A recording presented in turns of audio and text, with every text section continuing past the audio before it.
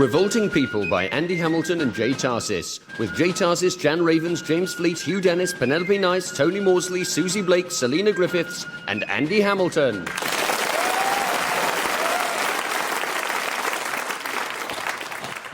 £29, 12 shillings, 11 pence, plus £13, 4 shillings and 4 pence. Halfpenny, that comes to... Burn the rebels' village, plunder and loot and pillage. Oh, that comes to...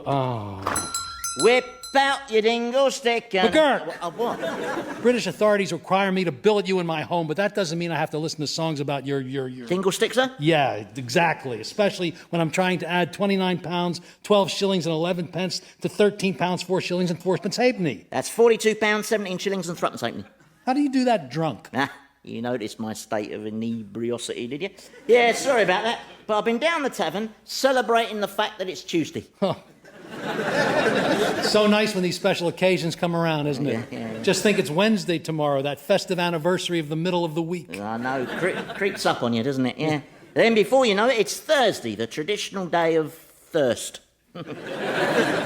What's that you're scribbling? Just back off a little. Those brandy fumes are making me woozy. I'm trying to tote up the shop's accounts. Well, I've done that for you. £42, 7 shillings and threepence halfpenny, a healthy sum. Not when it's in the debit column. Do you mind not breathing near that candle? The fireman might not be so quick this time. Oh, sorry. So, why is this shop doing so badly then? Well, various factors. Mm-hmm. One is that some people are, for example, eating my biscuits without paying for them. Oh, you want to put a stop to that? Yeah. These are nice. I like the crunchy raisins in them. They're weevils. My macaroons are riddled with them. I've relabeled them as biscuits with added meat. But they're not moving. Or rather, they are moving, which is why no one's buying. People don't like moving biscuits. Apart from you, you've just eaten a lot. That'll be 11 farthings, please. You know your problem, Samuel? You're obsessed with money. No, I'm obsessed with lack of money. And you worry too much, and you've nothing to be worried about. You're about to become a grandfather. In a few days' time, your Cora's going to be sprogging a little nipper. Yeah, I know, and that's one more worry. The child could grow up to be a bastard. Well, who knows? I mean, yes, he might turn out to have a bit of a temper, but I mean... Now, you know what I mean, McGurk. Now, her windbag of a husband, Ezekiel's not the child's father. And if he should find out, well, he might disown her, and she'd be denounced as a harlot, and she'd be ostracized. Ezekiel won't find out. Who'd be stupid enough to mention Cora's knocked upness? Joshua would. He's my son, and I love him dearly, but he's as thick as a London fog. Nah, you'll make me homesick. I used to love it when it was foggy in London. Really? Yeah, it was so much easier to sneak up on people, you know. Where is Joshua? Well, I've sent him across to Cora with some more sacks of coal. She's eaten the last lot. Oh, right. I don't know what's going to happen to that boy when I'm no longer around. Joshua will be fine. First off, he's 7 foot tall, so the circus will always have him. And second, his sisters will look out for him, won't they? Well, Mary will probably be waging war against the entire British Army. That girl's a headstrong, reckless firebrand. Now, don't exaggerate. I mean, yes, she may be a little willful. Yeah. Witness her relentless pursuit of Captain Brimshaw. Sometimes she's a little disobedient. But she's still a caring, dutiful daughter with a warm and lovely set of jugs. Well, first of all, that's my daughter you're talking about. And you do realize, don't you, that a woman's breasts and her personality are two completely separate things? No, I think you're wrong there. As I understand it, the latest scientific thinking is that the female soul resides in the breasts, which is presumably why the happiest women are the ones with the biggest chest furniture. It's obvious when you think about it, really. Well, I had no idea you were such a man of science. Oh, yeah, well, this is the age of science. Here, what do you reckon to this new electricity, then? Are you for or against? Oh, I'm against. Oh, what if it blows up the entire world? Oh, good point, yeah. I mean, Benjamin Franklin deliberately flies kites to attract lightning. That's just asking for trouble. I mean, God didn't put us on this earth to flirt with thunderbolts. Do you know that could have been me talking? I mean, how... Hey, don't breathe near the candle. Sorry, forgot. Samuel! Ezekiel. Come quick. Time is of the very quintessence. Mother Nature's great opera has already begun its prologue and is careering pell-mell towards its climactic denouement. What? Haste! Haste, Samuel! Haste is the clarion cry. Be not so tiresome. Be not so tarrysome? Let's brook no delay, for delay is Beelzebub's dancing bear, and any little hindrance to our purpose must be put about. What the hell are you talking about? Fulsome apologies, Samuel, but Nervous excitement always causes my natural circumlocution to become even more floridly labyrinthine. And Slap him, McGurk. Thank you. Now, what is it? Cora is in labor. Oh, all right. Now, the important thing is not to panic. Of course, yes, indeed. No panic. Absolutely. For panic is the devil's tarantella. Slap him again. Thank you. Now, the first question that occurs is, if my daughter's gone into labor, why aren't you with her? Your boy Joshua is with her, and she dispatched me hence to fetch your good self and her sister Mary, because Mary is of the female gender and can therefore assist with the nativity, as she is fully conversant with the workings of a woman's secret parts and nethermost vestibules. Punch him? I think so, yeah. Thank you. Okay, so we need Mary to act as midwife, right? No problem, that's easily arranged. All we have to do is find Mary. Punch him again, McGurk. But I didn't say anything. So?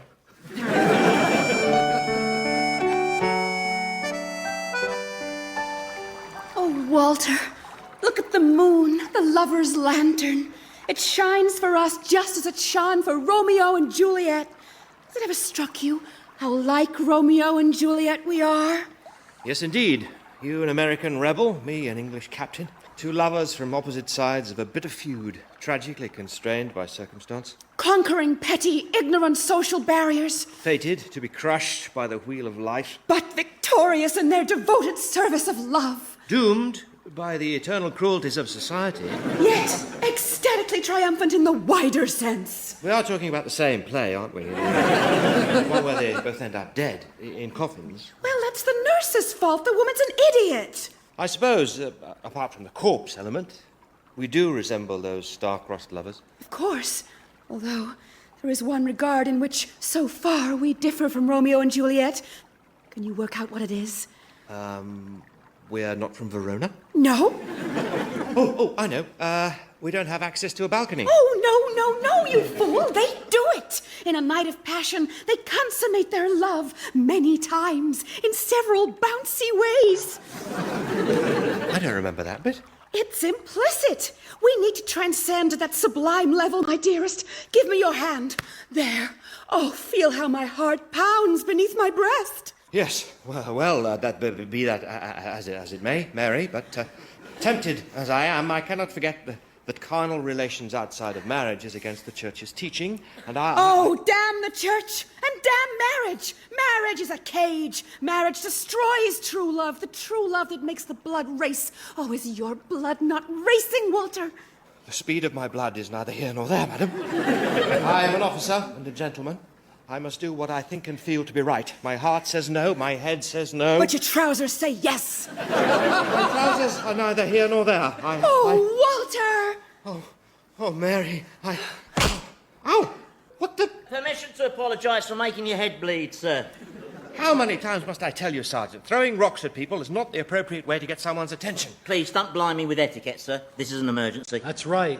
What's the meaning of this, Father? Well, Cora's in labor and she needs you because you're of the female gender and therefore conversant with a woman's secret vestibules and... Oh, my God, I'm doing it now. Thank you, McGurk. My pleasure, sir. Come on, Mary. Hold on. There's no need to panic. Who's with Cora now? Just Joshua. Right. There is a need to panic. And Ezekiel's heading back there now. Oh, even worse. Let's get going. The Sergeant and I shall give you a military escort. The woods are full of our patrols of German mercenaries, and they tend to shoot first and ask questions later. Well, strictly speaking, they shoot first and then don't bother with the questions. Apart from which ditch they should lob you into. Come on then, Father. For time's winged chariot is hastening helter-skelter towards the natal grand finale that is... Oh!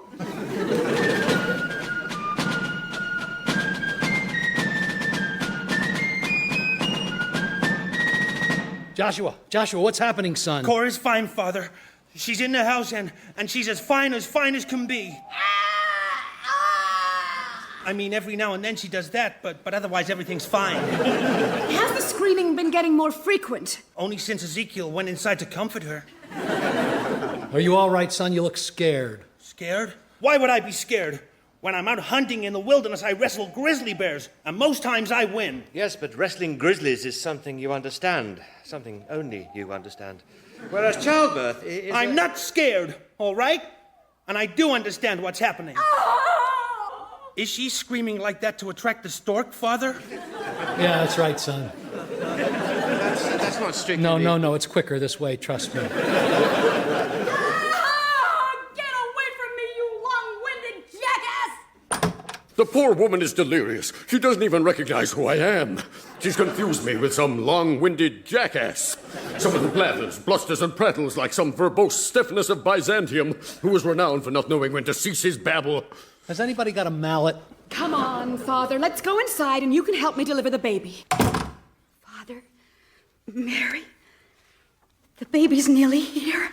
It's all right, Cora. It's soon going to be over. I'm frightened, Mary. It hurts so much.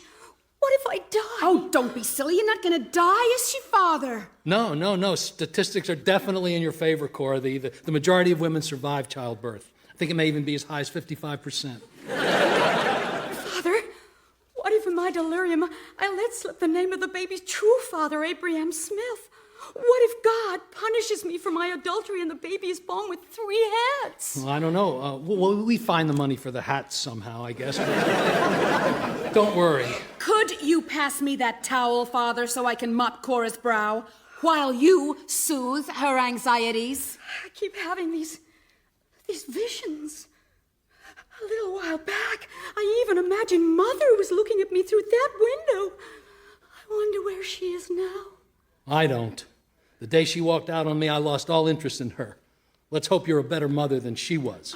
You're supposed to be comforting her. Say something encouraging. Right. Have you redecorated in here, Cora? Yes. The flooring is new. Oh, yes, very nice. You can't beat flagstone, can you? Just a little bit of soap and water, you'll be able to wash the blood off in no time. Actually, I think that's enough comforting, Father. Why don't you step outside? Well, if you're sure. Yes, I'm sure. See you in a bit, Cora. Almost certainly. Oh, get out! Oh, hello, Samuel. So, how's it all going in there? Oh, it's fine.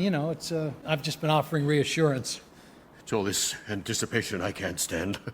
I feel like young Theseus, waiting in Minos' labyrinth, clutching Ariadne's thread, and listening for the roars of the Minotaur. Oh, everyone feels like that. Are you all right, Joshua? You seem to be swaying. I'm fine, Father.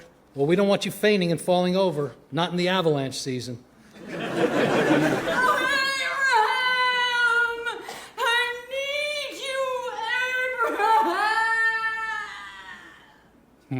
Now the poor child is calling on the prophets. Yes. That's exactly what she's doing.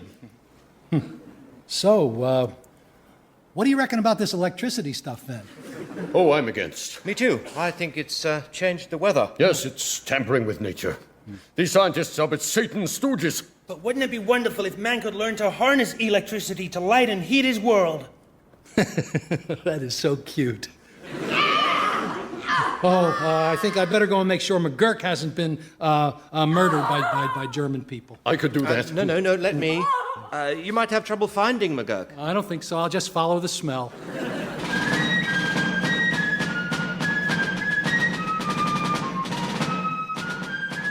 And his wiggly waggly woo was the size of Timbuktu. His wiggly waggly woo was... Oh, evening, Samuel. Any Spriggs yet? Not yet, Sergeant, no. Yeah, I came up this hill to get away from all that screaming. Too much like being at work. Yeah. Fancy a swig of my brandy? Your brandy bears an uncanny resemblance to a bottle that used to be in my shop. Really? Perhaps they're brothers. Here, I don't suppose you could lend me a shilling. You suppose right. What do you want it for? Well, you see, I got chatting to this carpenter in the tavern the other night about my various physical deficiencies, and he said for a shilling he could make me a wooden ear. A wooden ear? Yeah, stylish, eh? Be a nice match with my wooden leg and my wooden eye. Yeah, well, I'm still not totally convinced about the wooden eye. Really? Yeah, perhaps if you hadn't painted it orange. Oh, I know. Oh, holy mackerel. Go on, girl. She sounds like she's in so much pain. Oh, that's just women, sir. They like to make a fuss. Really? Yeah, childbirth's a piece of cake, yeah. Look, imagine your right nostril. Uh-huh. Now imagine forcing a coconut down through it. And that wouldn't hurt? No, I've done it. Why? Well, you had to in Stepney, or everyone said you were a sissy. Now, look, The painful bit is getting the coconut up there in the first, man. That is... What's happening? There are two shadowy figures lurking behind that maple tree. They could be robbers. Stand and identify yourselves. And don't try any of your... Oh, my God. Hello, Samuel. It's been a long time. Elizabeth, what are you doing here? I heard Cora was having a baby. I just wanted to be near her, see my grandchild. So that was you at the window. Yes, it was. I'll just introduce myself then, shall I? I'm sorry, Samuel. This is Agnes. She's my friend. Hello, Agnes. This is Sergeant McGurk, and he's... Available. Don't know what I mean, girls. McGurk, Elizabeth is my wife, in theory, so please desist from your usual salacious remarks. Oh, of course, sir. Pardon me, ladies. I'm scum and I forget my manners, but my heart's in the right place. And that's the only part of you that is. Why has he got so many bits missing? You're from Scotland, aren't you? Yeah, I love Scotland. Had many happy times there. Really? Whereabouts? Round Culloden, mostly. How is Cora? She's fine. I heard she married an idiot. Yes, but he's not a bad idiot. Does he love her? After his own idiotic fashion. And does she love him? Well, Cora understands that you have to work in a marriage. Unlike some. I think it's best if we leave the past where it is. Don't you, Samuel? Oh, absolutely. No point wasting time in trying to apportion blame. Quite. It's obvious where the fault lies, so let's just gloss over it and move on. And don't worry, I'm not so petty as to expect a full written apology or anything like that. You don't change, Samuel. Still as self-pitying as ever. Oh, great. So now on top of everything else, I'm self-pitying, am I? As if I haven't got enough to contend with. How's Mary doing? I hear she turned out a lot like me. Well, she certainly inherited your jugs, Mom. Actually, McGurk, why don't you take a bit of a walk? Down by the stream, maybe, perhaps just by the spot where it plummets down that ravine? No, I'm happy here. Thank you for your concern. Well, then, Elizabeth, perhaps we could walk off a little way and talk with some privacy. Very well, Samuel. We'll be back shortly, McGurk, so just behave. Trust me. Alone at last, eh, Agnes? Yes, be still my beating heart. So, you were at Culloden? First time I saw action, and may I say I was most impressed by the bravery of your little Highlanders. Yeah. Just a shame they were being led by that French-speaking Poncy limp-wrist Bonnie Prince Charlie. My father and uncles perished at Culloden. They were betrayed. Well, I told you, Bonnie Prince Puffy boy No, was... not by the prince. They were sold some army surplus gunpowder by some devious little blackguard of a redcoat. Only when they came to load the muskets with the gunpowder, it turned out to be a blend of sawdust, sherbet, and dandruff. Really? Ever since that day, our clan has sworn revenge on that accursed redcoat. Oh, quite, yeah. Do you by any chance know his identity? No. Oh, what a shame. Yeah. The treacherous jackal used a false name, called himself Shortfellow. I do know he was a Londoner. Oh, bloody Londoners, all crooks. I'm from Cardiff, look you boy. Now, listen here, Agnes. Why don't you sidle over here next to me, Yaki Dar, and stop fighting your womanly urges, eh? You just don't understand, do you? Understand what? Well, you see, McGurk, I prefer the company of women. So do I. No. Physically, I prefer the company of women. And so does Elizabeth. Do you understand now? Obviously you do. You're not shocked, then? Not at all, no. Live and let live, that's my motto. Well, except in a battle, obviously. But no, it is my belief that we should all accept each other's differences.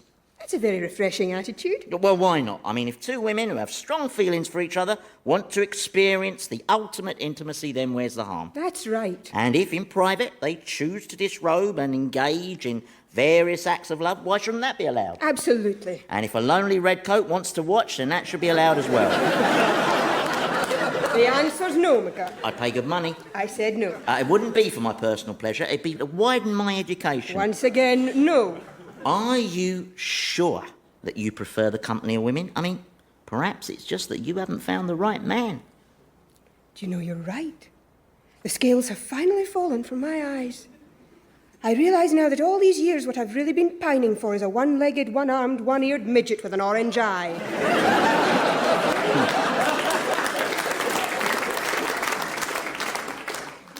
best not to fight it, girl.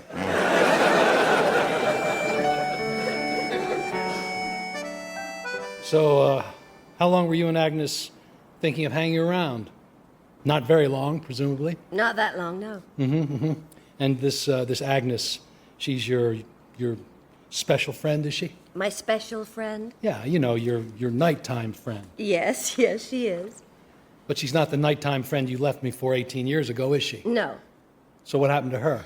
She left me for someone else. I see.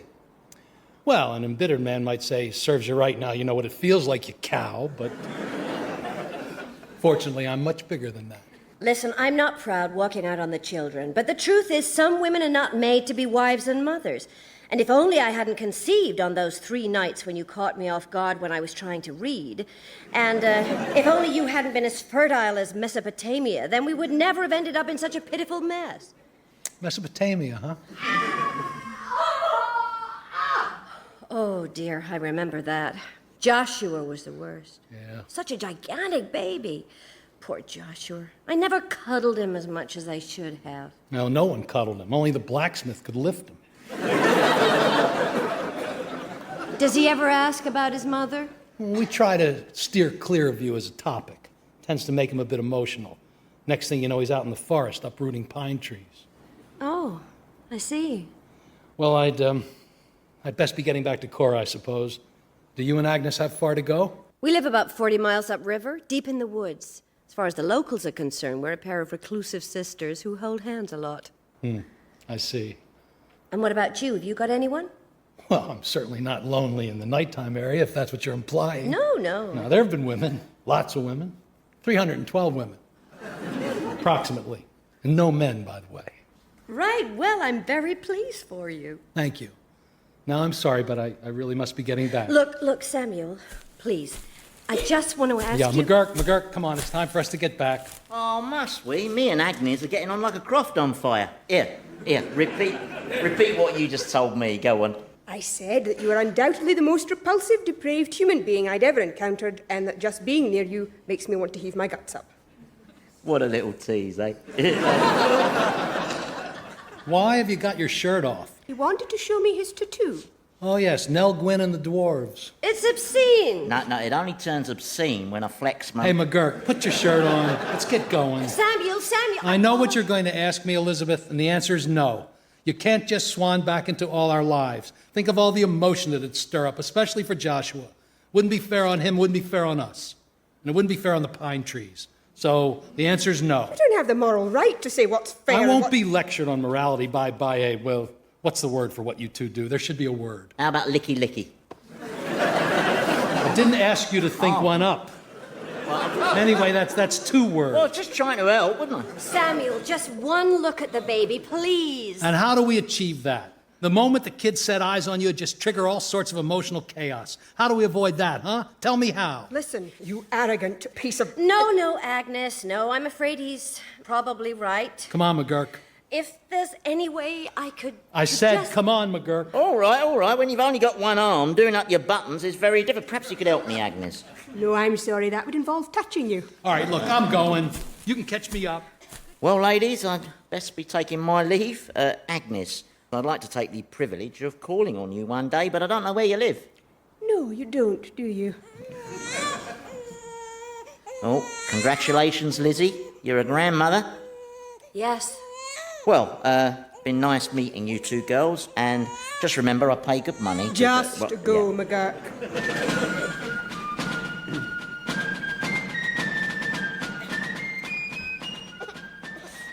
A son, a baby son. God hath blessed me. All praise his beneficence.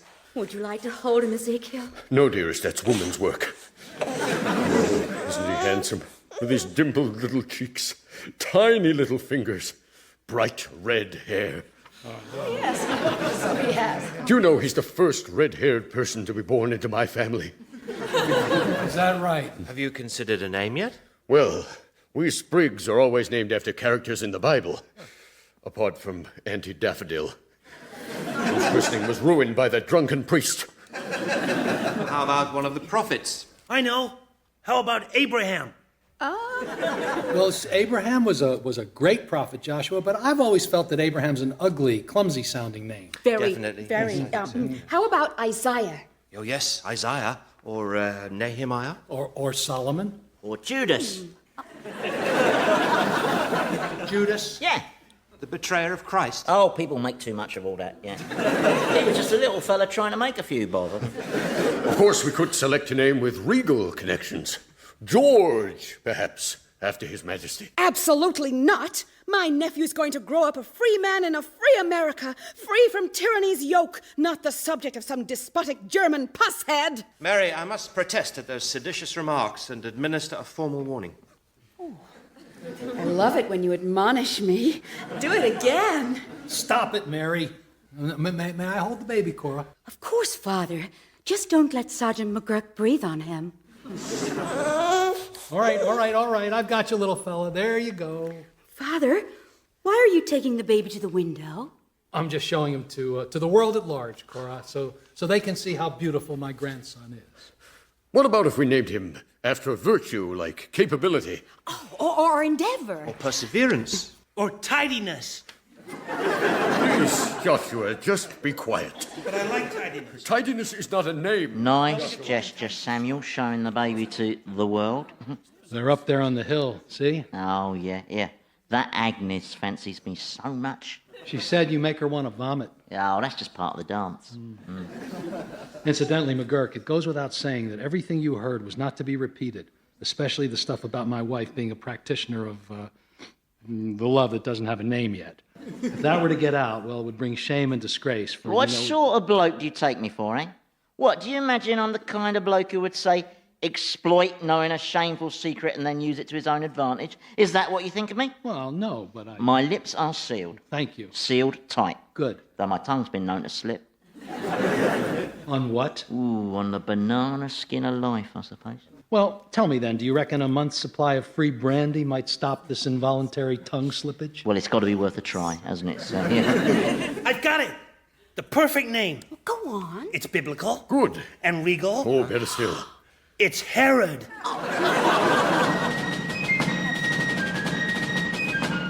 Revolting People featured J. Tarses as Samuel, Andy Hamilton as Sergeant McGurk, Jan Ravens as Mary, and James Fleet as Captain Brimshaw. Ezekiel was played by Hugh Dennis, Cora by Penelope Nice, Joshua by Tony Maudsley, Elizabeth by Susie Blake, and Agnes by Selina Griffiths. Revolting People was written by J. Tarses and Andy Hamilton and produced by Paul Mayhew-Archer.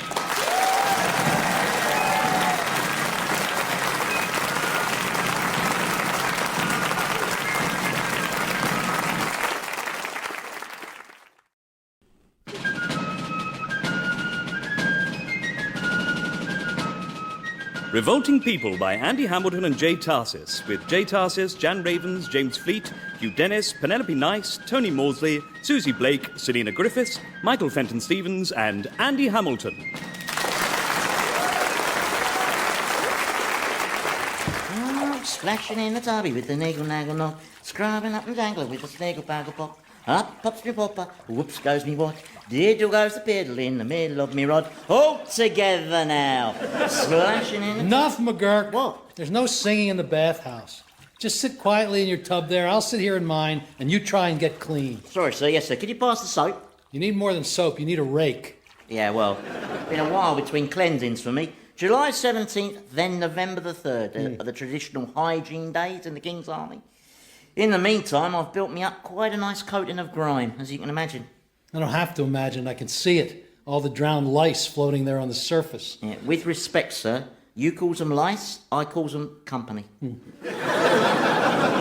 I believe that's the filthiest water I've ever seen. Oh, cheers. Yeah, I don't know if you've ever seen the Ganges, but this would run it pretty close. Yeah. You must de-stinkify yourself. My shop's not had a customer in 3 days, and it's obviously due to the stench coming from you. Yeah, could be. Although it might have something to do with that big new general store that's opened up across the street, Obadiah's. Oh, please. That's not a general store. That's an eyesore with that huge, vulgar wooden O on the roof. Yeah, it is a bit showy, but he does sell everything, from pork scratchings to pianofortes. And he's got this special queue for if you're purchasing 6 items or less, and a specially trained staff to help satisfy all your shopping needs. Wait a second. Have you been buying stuff in there? No, that'd be disloyal, sir. I've nicked some stuff, naturally. Oh, that's all right then. Sam, will you be needing another jug of hot water? Yes, thank you, Isaac. And one for the redcoat scum? Mind your tongue, you pile of puke. No, Sam, this is an all-male American establishment. I'm a male, you whoreson son of a whore. Look at this. Sweet mother of God. Down, McGurk. Stay down, for God's sake. I've no control over that. That's nature and warm water invading my private crevices. And... No, I meant stay sitting down. Oh, gotcha. Yeah. This man is nothing but vermin. But he's my vermin, Isaac. And as decreed by King George, we're obliged to treat all such vermin with respect. Yeah, not too much longer, Sam. Not too much longer. Are you the proprietor? Yes, Sam. It's your former spouse and her little tart. Shh. We'd like to have a bath. Hey, wait a minute. No entry for women. You can't come in here. Oh, don't be so old-fashioned, mate. This is the 1770s. People are going up in balloons. Oh, no, it's him again. And Samuel. Hello, Samuel. We didn't think you frequented the bathhouse. We especially didn't think that cretin did. Yeah, but at least that cretin happens to be male. Sort of. Isaac, throw them out. They're not entitled to be here. It's not appropriate. And why is it not appropriate? Because...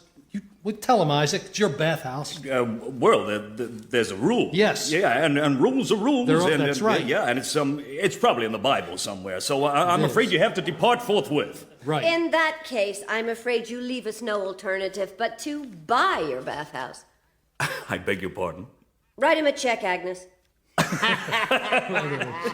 What's so funny? Hey, forgive me, dollface, but first of all, you couldn't afford this place, and second, it's not for sale. Not even for £5,000. You got yourself a deal. Then here's the check. Good. Now then, close your mouth and fetch us some water. Right away, boss. You got money. You got lots of money. How did you get money? Well, we started small by taking an embroidery. Soon we were up to doing full-blown quilts. Then before you knew it, we had a lot of disposable capital. Which we shrewdly invested in livestock and poultry. Which led to our purchasing half the waterfront. But nobody knows it. It's been very clandestine. And discreet. Thus far. Agnes? What? Will you marry me? Well, if it's all the same to you, I'd rather stop a musket ball with my face. So, that's a maybe. You own half the waterfront? At least. Ironic, ain't it, sir? There's you, struggling pitifully to keep your shop afloat, and your ex-missus and her kissing cousin here are a huge commercial success. Struggling pitifully? My shop happens to be the second leading general store in this town. Of two. Yeah, well, that's a solid second, though. Here's the water, Chief. And we'll need a screened-off area. He doesn't have screens, sadly. Yeah, I'm afraid that's right, ladies. Then you gents will have to turn your backs. Yes, ma'am. You too, McGurk. I am turned around. You're looking straight at us. No, easy mistake to make. You see, my backside looks very like my face. So... Just turn around. Yeah, I'm turned. All right, then. We'll disrobe now. McGurk.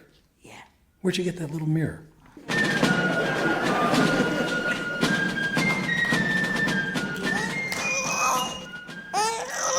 so beautiful, Cora. So loud. Why is he crying? Well, I don't know. He's a baby. Cora, why don't you do that trick that you do when you make him quiet? I like that. I like it a lot. That trick's called nursing, Joshua. But he's tiring me out. That's all he does. Well, that's not all he does. Perhaps Mary could whip out her lady things and have a fling at it. Joshua, the mother does the nursing. I know that. I was just kidding. Good. Well, what about whipping him out just for fun anyway? Joshua, stop that. But it's boring just sitting around here all day, watching Mulingham vomit. I'm getting restless. Go and chop something down. Oh, a tree? A tree would be fine. A maple. All right. There's an axe in the cellar. I don't need an axe. Our little brother's becoming a lot like the other lads in town, eh, Cora? What, incestuous? No. I mean, his sap's starting to rise. Would that Captain Brimshaw had but a thimbleful of that same juice roiling in his loins. You love him, don't you? No, I don't. Yes, you do. Do not. Do too. Not. Too. Oh, go stick your head inside her. Mary loves Brimshaw, Mary loves Brimshaw, the rebel girl loves her lobster back. Don't taunt me, Cora, or I shall make embarrassing remarks about you. Just try it. Ginger baby, ginger baby, ginger baby. He's not ginger. He's strawberry blonde. far cry from Ginger. The exact strawberry blonde of Abraham Smith. Shh, Mary, please. You mustn't utter that name. Never say Smith or Abraham or Ginger or Strawberry or Muscular or Stallion or Feverish or Passion or Climax under this roof. For Ezekiel's sake. Did you mean for Joshua to uproot that very old oak? No, I distinctly said maple. Oh, dear. Where is Ezekiel? I went past his office this morning and noticed he wasn't stuffed into his customary seat by the window. Well, he has lots of responsibilities and important business he has to attend to. It's so important he hasn't been home for the last few days. Really? But I'm not worried. He's my husband and I love him. And unlike our own parents, I plan to stay married. In fact, I'm naming the baby Ezekiel. Oh, that's nice. Hypocritical, but nice. Here we are. Shall I split these trees up? I'll cram them directly into the fireplace. This room doesn't have a fireplace. Ooh, good. Something more to do.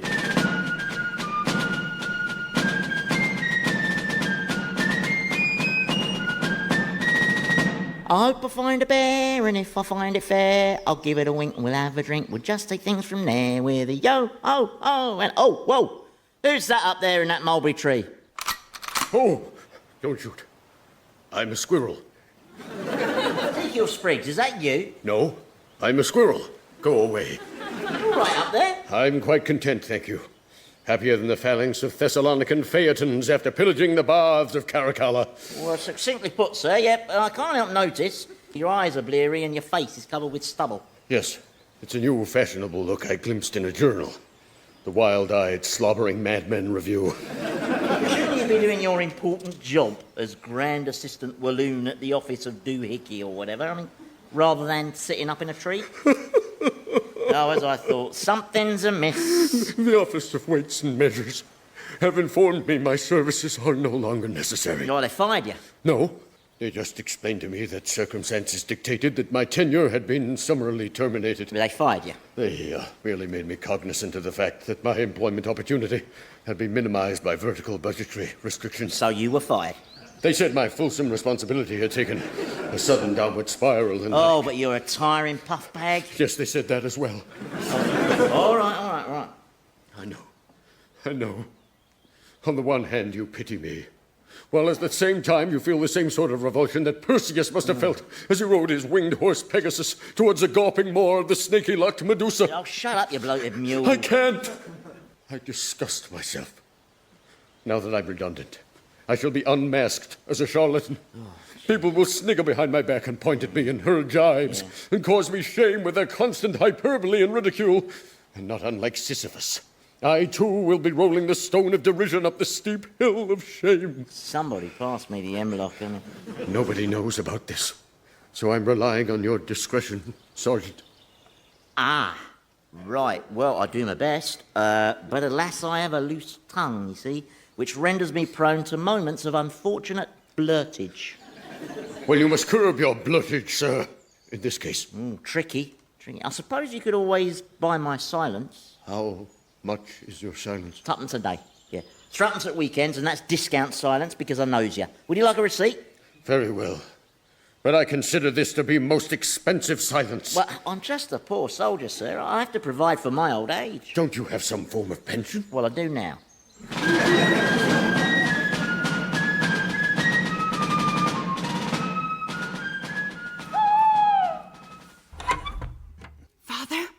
Father, are you awake? Well, let's see now. What do you think? I didn't mean to wake you. But you're talking to me. Yes.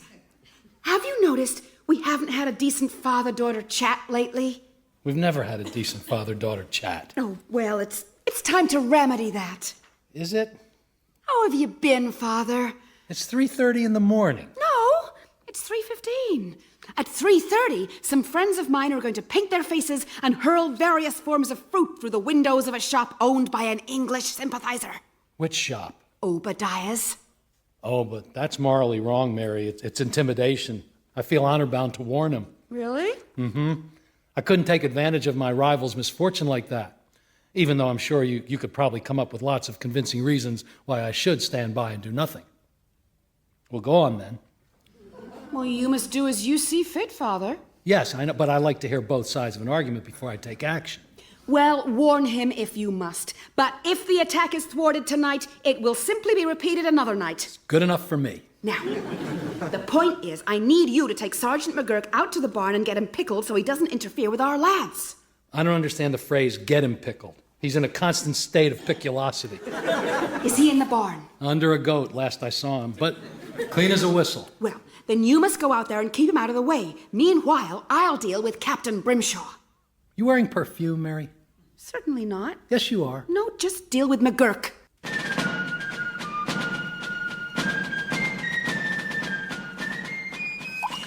Yeah, keep going. Yeah. Oh, cheers, Samuel. Nice of you to bring me out some extra booze. Well, I don't like to think of you out here all alone under my goats. There, you enjoy a good drink, don't you, Roy? Well, you see, drink helps me forget. I'll tell you something else. Drink helps me forget. Have some more Madeira, Roy. And dream of better days, when your limbs, eyes, ears, and nostrils came in a pair. Do you know, when I'm dreaming, I dream that I'm running. I'm 5 years old again, and I'm running through the streets of Stepney. And as I run, I can see the brightly coloured stalls of the market. I can smell the fishmongers. I can hear the familiar cries of, "Stop that child, he's got my purse." Oh, yeah. Oh, the golden times, eh? Yeah. You were robbing people at the age of 5? What, and you weren't? No, I wasn't. Oh, right, what, you had one of those sheltered childhoods, did you? More Madeira. Oh, just to drive away this melancholy. Probably feeling upset because you had a bath. It's bound to have thrown you, especially when you're lice drowned. Oh, yeah, poor fellas, yeah. Well, then why don't we raise a toast to absent lice? To absent lice, yeah. Steady on, Sam, I'll end up totally legless. Instead of half legless. Oh, yeah, very good, half legless, yeah, that was funny with your missus in the bathhouse, wasn't it, eh? I don't want to discuss my wife. Oh, she's a fine-looking woman, Sam, with breasts like the onion-shaped domes of the Taj Mahal, only without the marble inlay. That's very poetical, McGurk. Yeah, and obviously rolling in it, and that'll come in handy when your shop goes belly up. Well, for your information, my shop is not going belly up. In fact, I think things are about to turn around. Maybe even tonight. Well, why do you say that? Oh, it's just a slightly smug little feeling. All right, well, let's hope so, because it's not as if you're cut out to be anything more than a drab shopkeeper, really. Well, there's lots I could do if the shop failed. I could go on the road as a troubadour, singing songs, telling jokes. What sort of jokes? Well, you know, I could stand up and tell jokes about the politics of the day with a satirical slant. Like, for instance, hey, anyone out there from Britain? How about that British Prime Minister, Lord North? Ha! North, that's not a name, it's a direction. How about that stamp duty, huh? Well, if you ask me, it's our duty to stamp on the British. Ba-doom boom. You know, I don't expect you to laugh, McGurk, because this is metropolitan humor. Oh, well, it's too sophisticated for me, Sam. I'm just a vulgar groundling. Yeah, well, for the broader taste of the hoi polloi, I've thought up a comical, catchy phrase that'd be the trademark of my act. Go on. You ready? Yeah. Gadzooks, here comes the harbour master.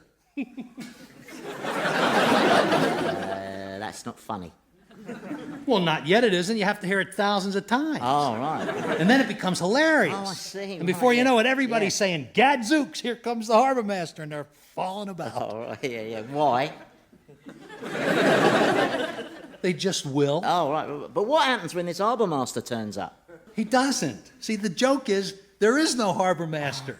But you just keep saying it anyway. And that's what's funny, yeah? You got it. I must be more drunk than I thought.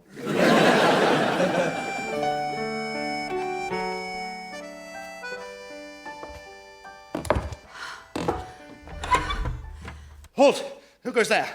I warn you, I'm armed. Oh, Captain Brimshaw, please, don't shoot. It's only me.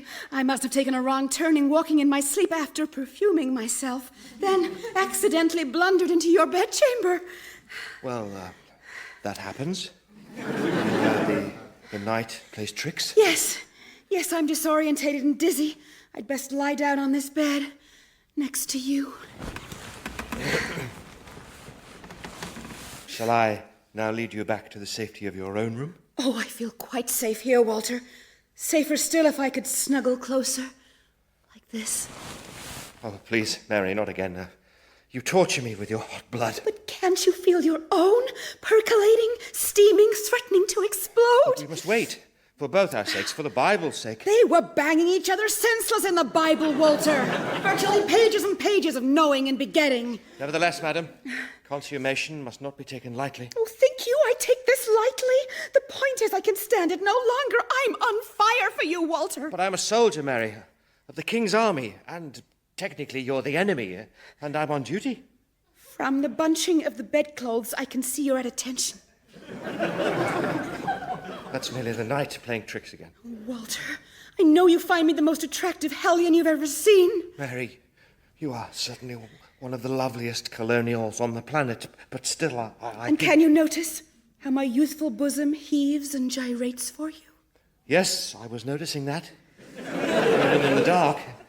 But your father sleeps at the foot of the stairs, and deflowering his daughter under his own roof, well, that might just be considered incendiary. Would it be considered incendiary if I just warmed my little feet against your inner thigh? Mary, may I say you seem peculiarly relentless tonight. You think so? Almost as if you were trying to divert my attention with coquettish subterfuge. Oh, don't be a muttonhead. I'm guileless. This is purely sexual. What on earth? Mostly sexual. What? 75% sexual. Captain, there seems to be a disturbance in the street. Well, a good 60%. Fortunately, I just slipped outside to relieve myself in the horse trough and spotted the mob. Yeah, right. In fact, there may be two mobs. Two mobs of identical twins. And they're throwing heavy fruit. Let's go quell the insurgency, Sergeant. Mary, we shall speak of this incident later. Vive la freedom! You won't be needing your sabre, Captain. What sabre? Oh, no, right, sorry, no, just the half light, sir, sorry.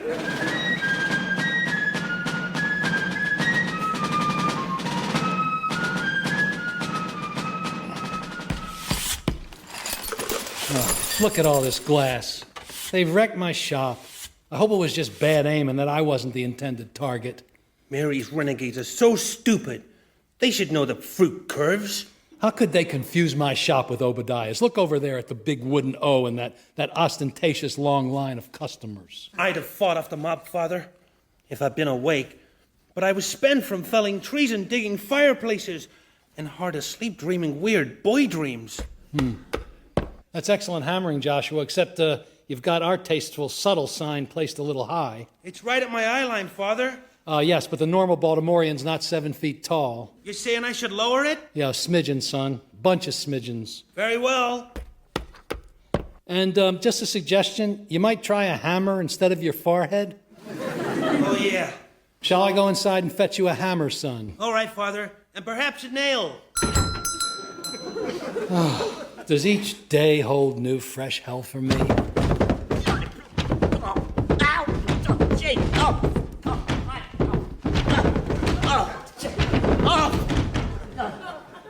Seems it does. Good day, McGurk.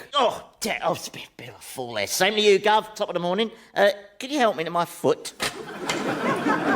Are you hurt? Oh, in the pink, sir. Permanent rum insulation makes me oblivious to harmless little pearlers like that. There we go. Oops, pop my eye out. Hang on, got it. Okay. Put it back in there. Oh, wrong socket. Hang on. Right. Oh, there you are, sir. Right, ready I am. Face another day here in your charming city of Baltimore. And what's all this broken glass? Well, that's because of what happened last night. Oh. What did happen last night? Think back. Don't you remember? Well, let's see. The last thing I remember is being sent to the colonies. It's all pretty much a blur after that. What's that infernal banging? Oh, that's Joshua out front hanging up a for sale sign. Good idea. Sell the boy. Kid that size ought to fetch a lot of money. Not the boy, the shop. I have to face facts. The writing's on the wall. It's all over. It's the end of an era. 17 years in one location. Gone with the wind. Now I remember last night. Whinging. Lots of it. You've just reminded me. Yeah. Where are you going? I'm taking a hammer and nail to my son. That's a bit excessive, isn't it, son? I mean, I'm all for discipline, you know. No. That's rather than him suffer a concussion. Oh, I see what he's using his head as a hammer again. He's more than a son. He's a toolbox. I'll see you later, McGurk. Oh, and hey. What? Gadzooks, here comes the harbor master. You wait, it'll creep up on you. Oh, there. Oh, it's you again. And her. Hello, Sam. We just happened to be passing, and I couldn't help noticing this sweet lad pounding his head against the wall. I told her to keep walking. This nice lady's ministering to me, Father. I see that. I'm resting my head against her alabaster bosom while she applies a cold compress to my skull. I can see that as well. It feels cozy. You shouldn't be doing this. I know I shouldn't, but the boys brought out all my mothering instincts. You look familiar, especially from this angle. Oh, I'm getting so drowsy. Oh, go to sleep then, son. Elizabeth, I really think we'd best be moving on now, sister. Elizabeth? My mother's name was Elizabeth, wasn't it, Father? Something like that. Or Ruth. My mother was a princess who was abducted by a fang-toothed terrapin and carried off into the sea, where she now rules over the fish kingdom. Really? Uh-huh. She's starting her 4th term. They have elections there. Uh-huh. Did your father tell you that? Yup. He's obviously a stickler for accuracy. I never mentioned fang-toothed terrapins. Lizzie, we have things to do. Oh, look. The dear boy's fallen asleep on me. Such a precious face. Come, look, Agnes. Not right now. It's time to move on. Here, let's just shift him off you. You'll need a winch. Oh, I don't mind sitting here a while longer. See how peaceful and serene the youngster is, apart from the blood dripping from those head wounds. I don't like this, Elizabeth. It bodes no good. When he needed you, you deserted him. And now you come waltzing back into his life, into mine. This is merely a moment in time. Don't be so suspicious. What is it you're up to, Elizabeth? I know you want something. Your mouth is twitching in that beguiling way it used to twitch, which I don't think about anymore, by the way.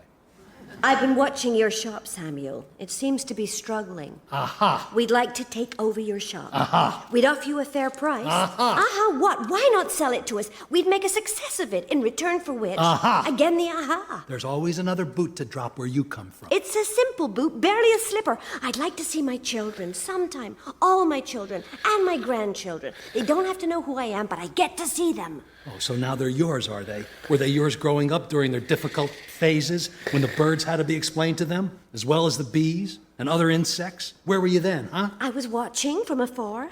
You were watching? In various disguises, from time to time. Manly disguises, I'll wager. There were mustaches, yes. That magician at their birthday parties? Presto. Guido, the Italian bricklayer? Buongiorno. Gilbert, the foppish traveling tart salesman? Get 'em while they're hot. Good heavens. Now, Sam, please, allow us to buy your shop. Sorry, ladies, but at the present time, I must file your proposition alongside the many other attractive offers I've been receiving on a daily basis. Oh, all right. Here's what we're going to do. Aha! I'm offering you the position of manager of the shop. Aha! There is no aha, Samuel. You run the place for as long as you like for a salary. You pocket the money for the sale of the shop. You continue to care for our children. And you maintain your living quarters above the shop. And we'll put a big sign on the roof and invest liberally in advertising and merchandise and basically guarantee that you live out the rest of your days like a wealthy and respected squire. Yeah, but tell me something, Elizabeth. Yes? What's in it for me?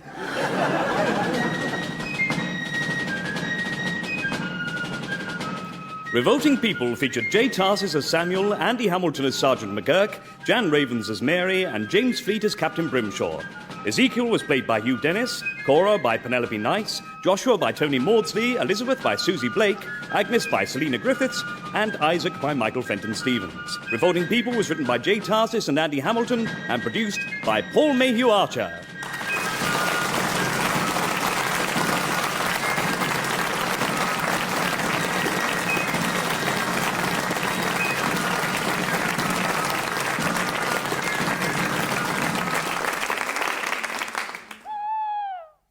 Cora, dearest, are you awake? Why? Well, I was just wondering if I could possibly have a reassuring conjugal cuddle. No, I'm sorry. You know the rule. No cuddling on a saint's day. Of course. Sorry. Which saint's day is it today, then? Saint Derek. St. Derek. Yes. He's the patron saint of fruit. Oh, I see. Well, then perhaps we could just hold hands? I'm too tired to hold hands. But you could tell me all about your work. You must be busy because you've not been home these past few days. Oh, busy. Busy, yes. I've been as busy as a busiest bee in a buzzing beehive that's belaboring behind its busy bee business schedule. That's pretty busy, isn't it? You'd better believe it. Cora, I know why you're avoiding physical contact with me. You do? The reason is all too obvious. After childbirth, many women, I'm told, find themselves feeling unattractive and so don't like to be approached by demands of a tactile nature. Yes, that's exactly right. How very perceptive of you. I shall simply wait for this period of postnatal reluctance to pass. Well, thank you for being so understanding. Tell me, just out of interest, how long does this kind of period usually last? 23 years. Oh, I see. Good night, dearest. Good night. And happy St. Derek Day.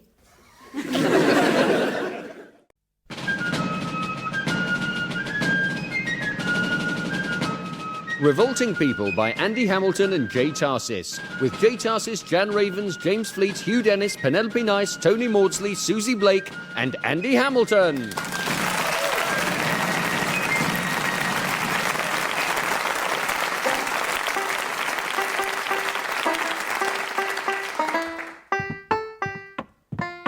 What are you doing? I'm playing. No, that's not playing. That's the cruel and unusual punishment of an innocent banjo. My friends tell me I'm quite the strummer. They're not your friends. Well, what makes you a music critic? You only got one ear. Well, thank God for that. It halves the pain. Now, look, I'm sorry, sir. You can't play a lick, sir. You should be blindfolded and shot, with all due respect. Isn't there something useful you could be doing, McGurk? Well, I'm a soldier. So the answer's no. Correct. Not a damn thing. And the irony is, with a revolution about to break out, you'd think there'd be villages to burn or plunder to plunder or innocent bystanders to kill, behead and ravish. Not in that order, obviously. No. That'd be a bit of waste. No, things are as quiet as a eunuch's codpiece, I tell you. I suppose I could always go out and hone my considerable talents as a spy. You spy? And what is so funny? Well, a spy is a creature of stealth, not a one-armed, one-legged man who jangles like a sack of pots and pans.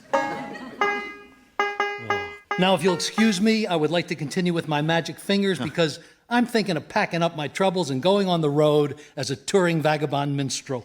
Give me that banjo. Now listen.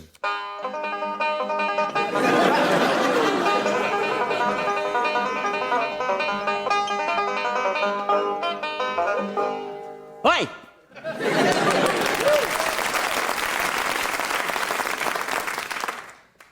Well, in many ways, it's actually easier to play the banjo with one arm. There are fewer choices to make. Besides, the banjo wouldn't be my entire act, and my act would also include puppetry and age guessing and iron bar bending.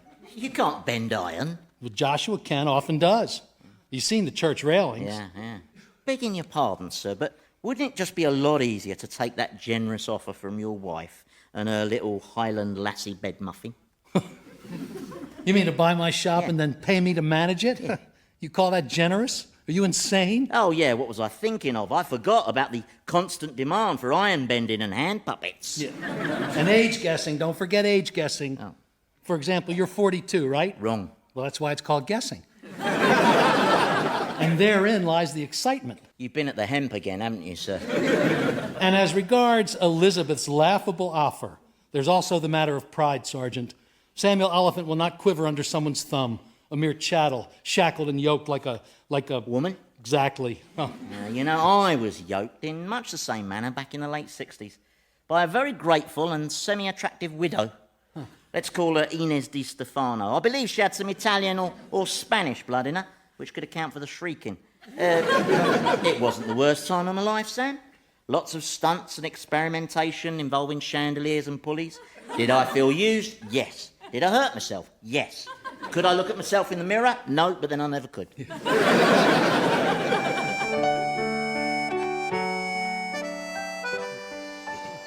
May I say, Mary, that it's a bit late in the season for you to be revealing your alabaster shoulders in that way. You'll catch your death from exposure. Oh, but I'm flushed, Captain, from cavorting about the forest with you. Our game of hide-and-seek has got me into a lather. Come, feel how my heart's thumping away in my chest. Here, under this apple tree, seems a fine spot for our picnic. I'll just sit down in the hamper. I said, come feel how my heart's thumping away in my chest. Why don't I wrap you in my military coat? Are you deaf? Why don't you just feel my heart? Mary, you shameless young thing. I'm the captain here, not you. I'll give the orders. Well, give some orders that involve passion every once in a while. Toss me around, treat me roughly, make my blood boil, do something. This is a public area, Mary. I could be court-martialed, and you could be pelted with rocks for fraternizing with British officers. Spank me. Mary! Damn it, man, have you got no gumption? Look at me lying here on the quilt, under this apple tree, breathless, my bosom heaving. What more do you need? A note from your mum? Naked lute players? Now, listen here, you willful minx. I can be passionate with the best of them. See how my eyes flash and my nostrils flare? Ho-hum. But I'll not fall into your trap, no matter how you tempt me. It's incumbent upon us to remain chaste. Until that time, we can be together always, free with the rest of our lives before us. What are you saying, Walter? What I'm saying, Mary, is... What I'm saying is, even though I know we're from two different worlds, what I'm saying is... Say it! Before we both die of old age! I should like to ask for your hand. My hand? All you want is my hand? What about these? Don't you want these, too? Put them back, young lady. Listen to me. Oh, relax. It was just girlish exuberance. I really must protest. I propose marriage, and you immediately resort to brazen flauntings. Well, unorthodox, perhaps, but I didn't say no, did I? Then what do you say? Ouch! Are you all right? An apple just conked me on the head. There's something up in this tree. It has the appearance of a cow. Oh! Oh! Oh! Ezekiel, Spriggs? Here, sir. Let me help you to your feet. No, sir. I'm fine. Really, I need no assistance. I'm quite supple for a man of my avoirdupois. So, having a picnic, are you? I couldn't help but smell the breasts. Food. I couldn't help but smell the food. Why were you up in that tree? Well, I was measuring it. I'm Deputy Commissioner with the Maryland Bureau of Weights and Measures, so it's my job to measure trees as part of the annual tree census. Oh, you're measuring trees. That's interesting. Yes, well, that's just the half of it. We weigh them as well. How do you weigh a tree? It's a complex procedure that would be unfathomable to a mere layman such as yourself. No, please, I'm interested. Well, if we took this tree, minus this branch, using the Bureau's concentric girth speculum and a small shrub of known weight as a benchmark, obviously I then deploy the little-known von Scharnhorst equation, where x equals the square of the roots. And you have to get it right. Oh, imagine what chaos might ensue if one were to miscalculate the weight of a tree. I laugh, but there's really nothing funny about that kind of faux pas. He's not weighing trees. I happen to know that this sorry sack of starch has been missing for days. Cora's beside herself with worry, and him with a brand new baby son. You've abandoned your family, Ezekiel. How could you do such a thing? Mary, honestly, you mustn't talk that way. Yes, she must. She tells the truth. I've been given the old heave-ho at the Bureau. Sacked for pomposity and inflated verbosity and blowhardism and windbaggery. Which, by the way, I've been attempting to remedy in my never-ending quest for terseness and concisiveness, which I can... Oh, please, God! Sorry, I went off on a bit of a tangent there. Like Cassandra, spouting the prophecies of Apollo before being slain by Clytemnestra. Where was I? Windbag. Ah, yes. So they asked me to leave. Oh, I'm sorry. I wasn't expecting you to stop so soon. So, what were you planning to do? Hibernate in the woods forever? Just until I died. And be honest, Mary, who would have missed me? Cora certainly wouldn't miss me. I mark her intake of breath and the way her face contorts into a mask of pain whenever she sees me, whilst my red-headed son cries uncontrollably. And is he really my son? There's a question. My mind keeps harking back to the baby Jesus, who also had hair of ginger. And one thing was crystal clear, my friends. Joseph Christ was not the lad's father. But Joseph didn't go skulking off to live in a tree, did he? And he continued supporting his family, even though he must have lost a lot of customers when he had to run away from Herod. Are you saying I should go home with my tail between my legs? Yeah, maybe no one will notice the tail. But please, Cora mustn't ever hear about my humiliation. The only person apart from you who knows is McGurk, and I've bought his silence, albeit at a price I cannot afford. You've been paying Sergeant McGurk money? For his honesty and discretion, yes. I see. I'm an idiot, aren't I?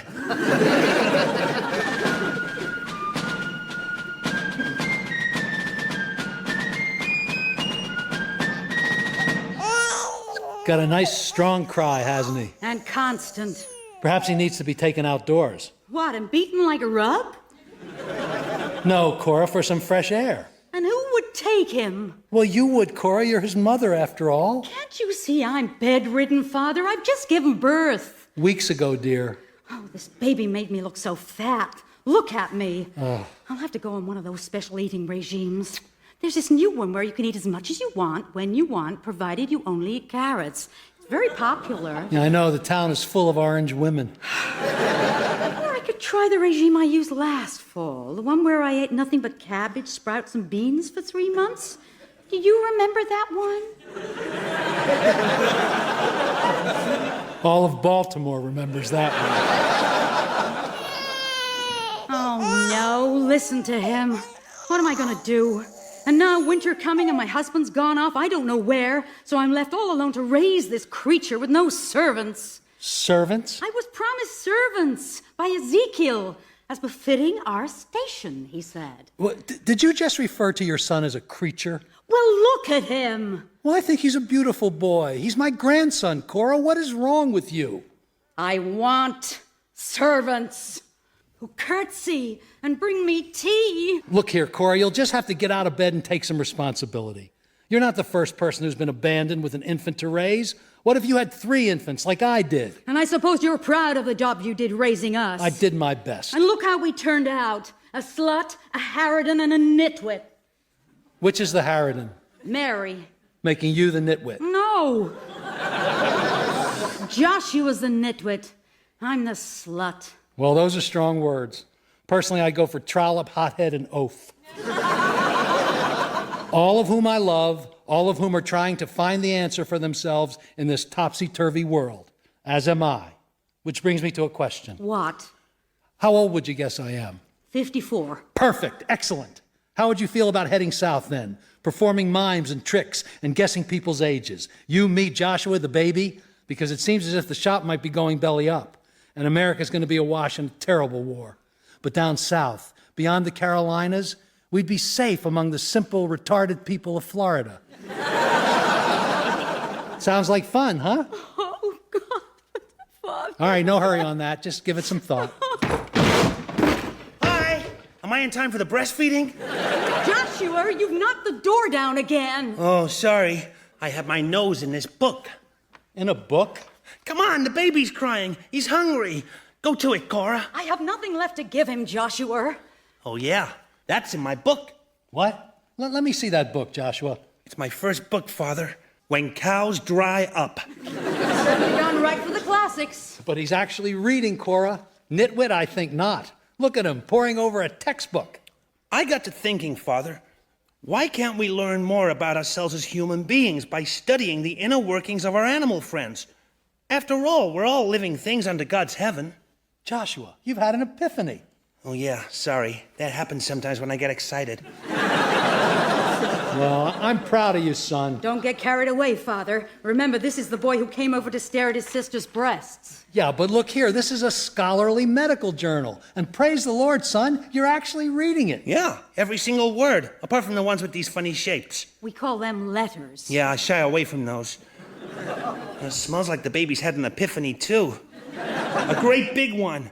Throw him over here, I'll change him. No, Cora. Don't throw the baby. Ezekiel. Ezekiel. Gesundheit.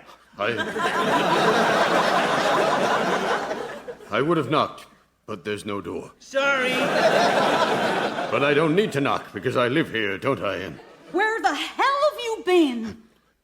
You got my message, didn't you, Cora? Message? You mean the apprentice didn't bring it over? No. Drat. He was having some trouble with his horse, but he assured me... Where have you been? It's been a madhouse at Weights and Measures. We were ordered to measure everything in sight, teams of us, day and night. And then remeasuring. It's our persnickety chairman. He's never satisfied with the length of things. Constantly demanding new measurements. And that's the long and the short of it. Get it, the long and the short of it.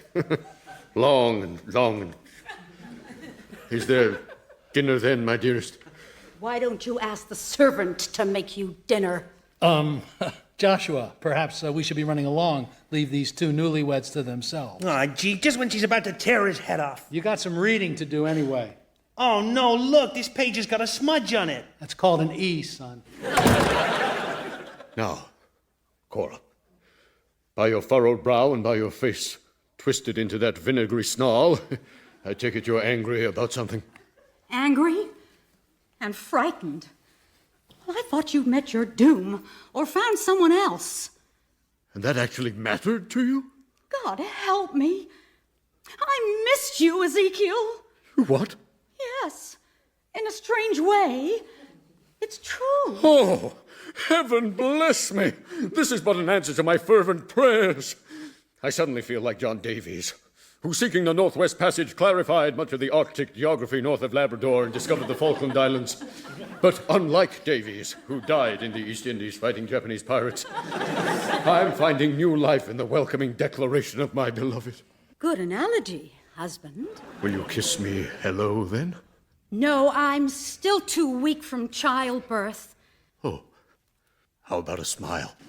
How about a servant?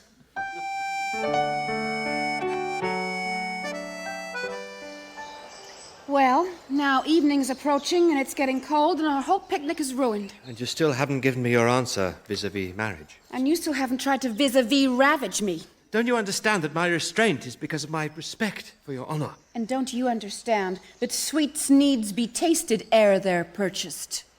Where on earth did you hear that? I made it up. Oh, for pity's sake, it's highly irregular for a woman to behave in this forward manner. You're acting like a man. And you're acting like a child. The world's not like it was in 1730 or 1740, you straight-laced British strawberry fool. What does that mean? I don't know, I made that up too. Well, it's just all cockeye. Anyhow, I'm leaving. I've got a very important secret rebel insurgent meeting at the livery stable. I didn't hear that. Yeah, who cares if you heard it? You won't do anything about it. You're just a typically English, lily-livered, pussy-footed, priggish prat. You can't talk to a British officer like that. It's a criminal offence. The punishment for which is... 10 years hard labour, sir. Yes, thank you, McGurk. 10 years hard... What? Where's your voice coming from, McGurk? Over here. Behind this rock. I'm spying. But you're supposed to spy on the enemy. Oh, couldn't find no enemies, sir, so I'm practising on you, sir. Show yourself, Sergeant, now. Sergeant? Yes, sir? Why are you dressed as an elk? Camouflage, sir, for spying purposes. Do you like it? Where did you get it? Oh, made it myself. Had some spare time, figured, hey, I'll stitch me up an elk suit, as you do. Whittled the horns out of soap, lifelike, isn't it, eh? You've been bored to tears, haven't you, Sergeant? As bored as the corpse at a funeral, sir. Were you listening to everything passing between this young lady and myself? Oh, I didn't hear any offers of marriage or requests for premarital horseplay, if that's what you're suggesting, no. I've no time for this brainless British babble. I've got a revolution to spearhead. Don't let the Indians see you in that outfit, Sergeant. They boil elk, you know. She's a pistol, that one, eh? Yeah? I can see why you want to tame that Mustang. Oh, I'm not prepared to talk to a man dressed as an elk. Move away. You could get us both shot. Isn't this a clever cosy, though, eh? A great military subterfuge. Kind of like the Trojan moose. Well, that was a horse. No, not that big clumsy wooden thing. I don't mean that. I mean the less well-known moose, which didn't fool the Greeks and is only briefly mentioned in Homer. Oh, do be quiet. I don't want to hear all your ludicrous insubordinate prattle about wooden mooses and what have you, so just leave me alone. Very well. I've just had it up to here. Oh, right. Permission to remove my head, sir. I wish you would. Thank you, sir. Yes, it's not a great improvement, is it, Sergeant? A bit cooler, though, sir. Oh, is that some Beaujolais? Just dregs from our aborted picnic. Do you mind if I... Help yourself. You're a gent.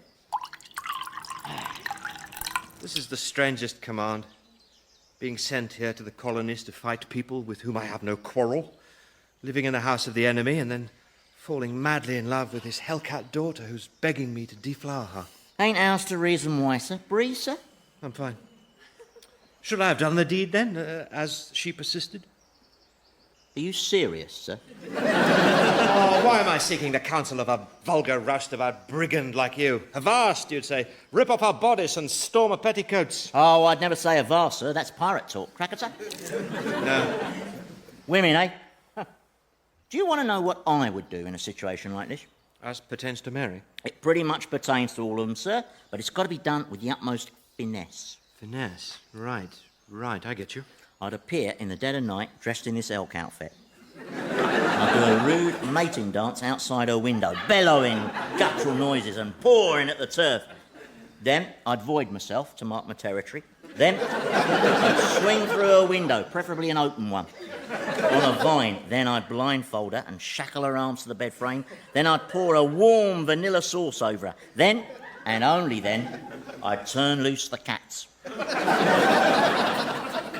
heavens. Yeah, you can use a chocolate sauce at a pinch, but basically that's it, yeah.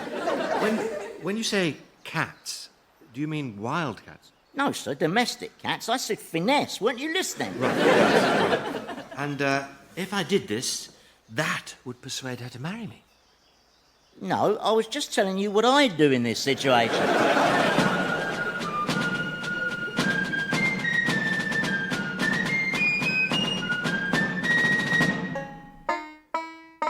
Oh, we're the family Oliphant, and welcome to the show. We'll guess your age and juggle your balls, and then we have to go.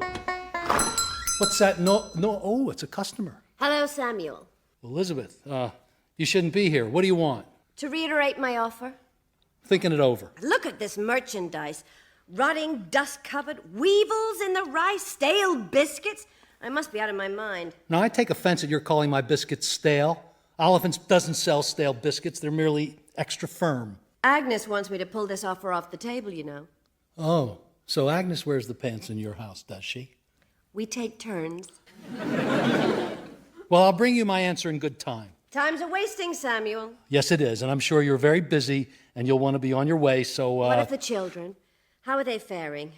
Oh, you mean these past 20 years? Or these past few days? I want to see them, Samuel. I want them to see me. I want Joshua and Mary and Cora to know who I am and why I stayed out of their life for so long. But I know I don't have the right to just barge into your life, so I'll wait for your permission. Oh, mercy me, it's another customer. You see what I mean? This place is a gold mine. Hello, Father.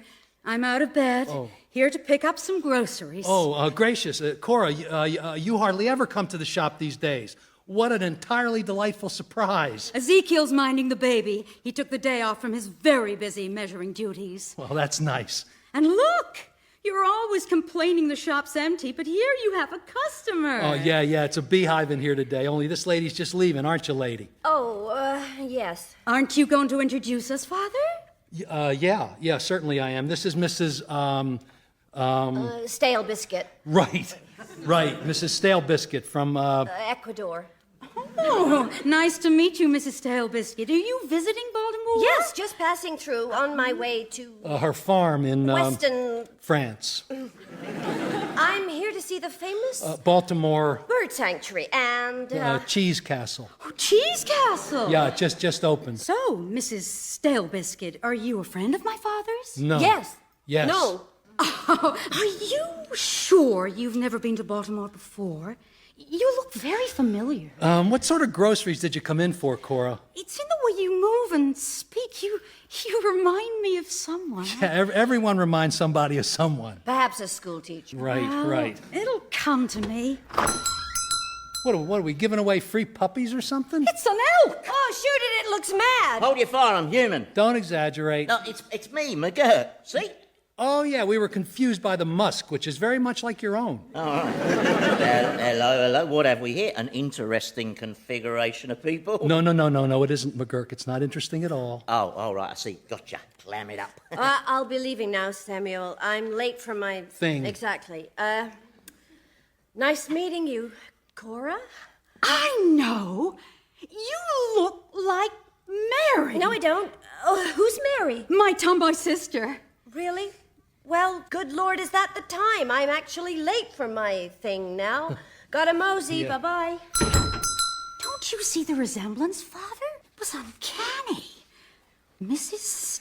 Stale Biscuit. Well, you know, it's nice to see you up on your feet, dear, but I think that... Mrs. Stale Biscuit. Yeah, funny name. We're not likely to see her again, are we? And now I'm closing the shop for the evening. It's too busy. I'm exhausted. I'm out of everything, so no groceries tonight. But, Father, and you got to get home to your good husband and your good house and good goodbye. Good... Think she suspected anything? Nah. There was nothing untoward about your behaviour. You should get into espionage, yeah? Fine piece of fakery, and I wouldn't think she noticed the twitching. What a trying day. Oh, you think you had a trying day? My day was no stroll through the woods. Oh, actually, that was exactly what it was, yeah. But hey, have I got news for you? Oh, what fresh hell. Brimshaw proposed marriage to Mary. Egads. She countered with an offer of a quick shag. Zounds. Yeah, and zounds? Yoicks. That's better. Oh, when I saw Master Joshua bandaging up a bear that didn't seem particularly sick. Oh, well, it's nice that he's pursuing a profession, but let's face it, how many rich bear doctors do you know? Yeah, true. But be fair, it's a wide-open market, you know. Strange times we're living in, huh, Roy? Oh, I know, and off in the distance comes the thunder of musketry, getting closer every day. See, this is why I want to head south. Perhaps something good will come of all this nonsense. Hey, who knows? If I live through it, I may stay on here in the colonies. Yeah, but not here, not in my home. No. Probably desert and join your militia. Wear your colours. What are your colours, Sam? I think they're lemon or peach. I'm not sure. Yeah. Then, after the smoke clears, you lot might have yourselves a decent little country. What some might call a democracy, with an unambiguous constitution. A land where every man and woman, regardless of race or colour, has the right to vote and have their vote counted. At least once. That would be nice, Roy. I have a dream, Sam. I see a land of unlimited opportunity. A happy land where trusting homeowners leave their front doors unlocked. A land of rich, unfussy widows. Roy. Who like to shower old soldiers with largesse and rumpy-pumpy. See, Roy, no, I don't think that... Sam, please, don't tread on my dreams.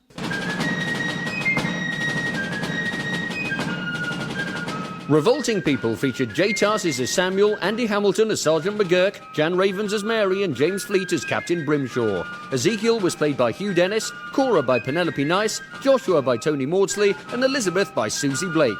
Revolting People was written by J. Tarses and Andy Hamilton and produced by Paul Mayhew-Archer.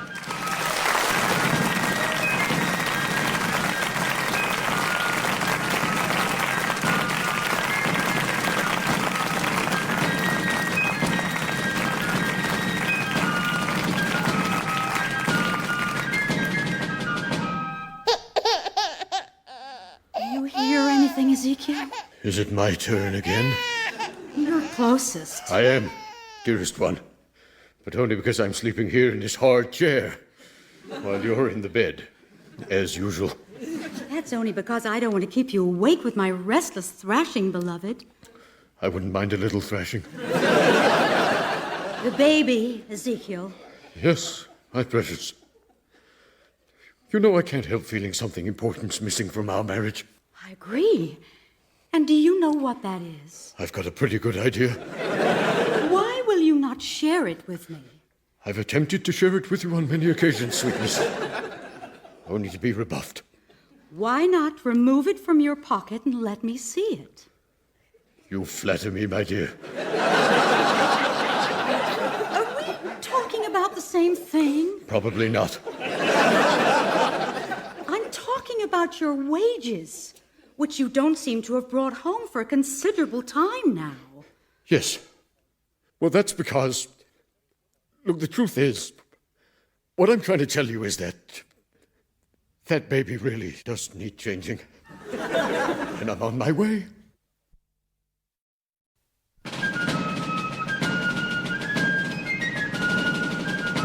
Revolting People by Andy Hamilton and J. Tarses, with J. Tarses, Jan Ravens, James Fleet, Hugh Dennis, Penelope Nice, Tony Maudsley, Philip Pope, and Andy Hamilton.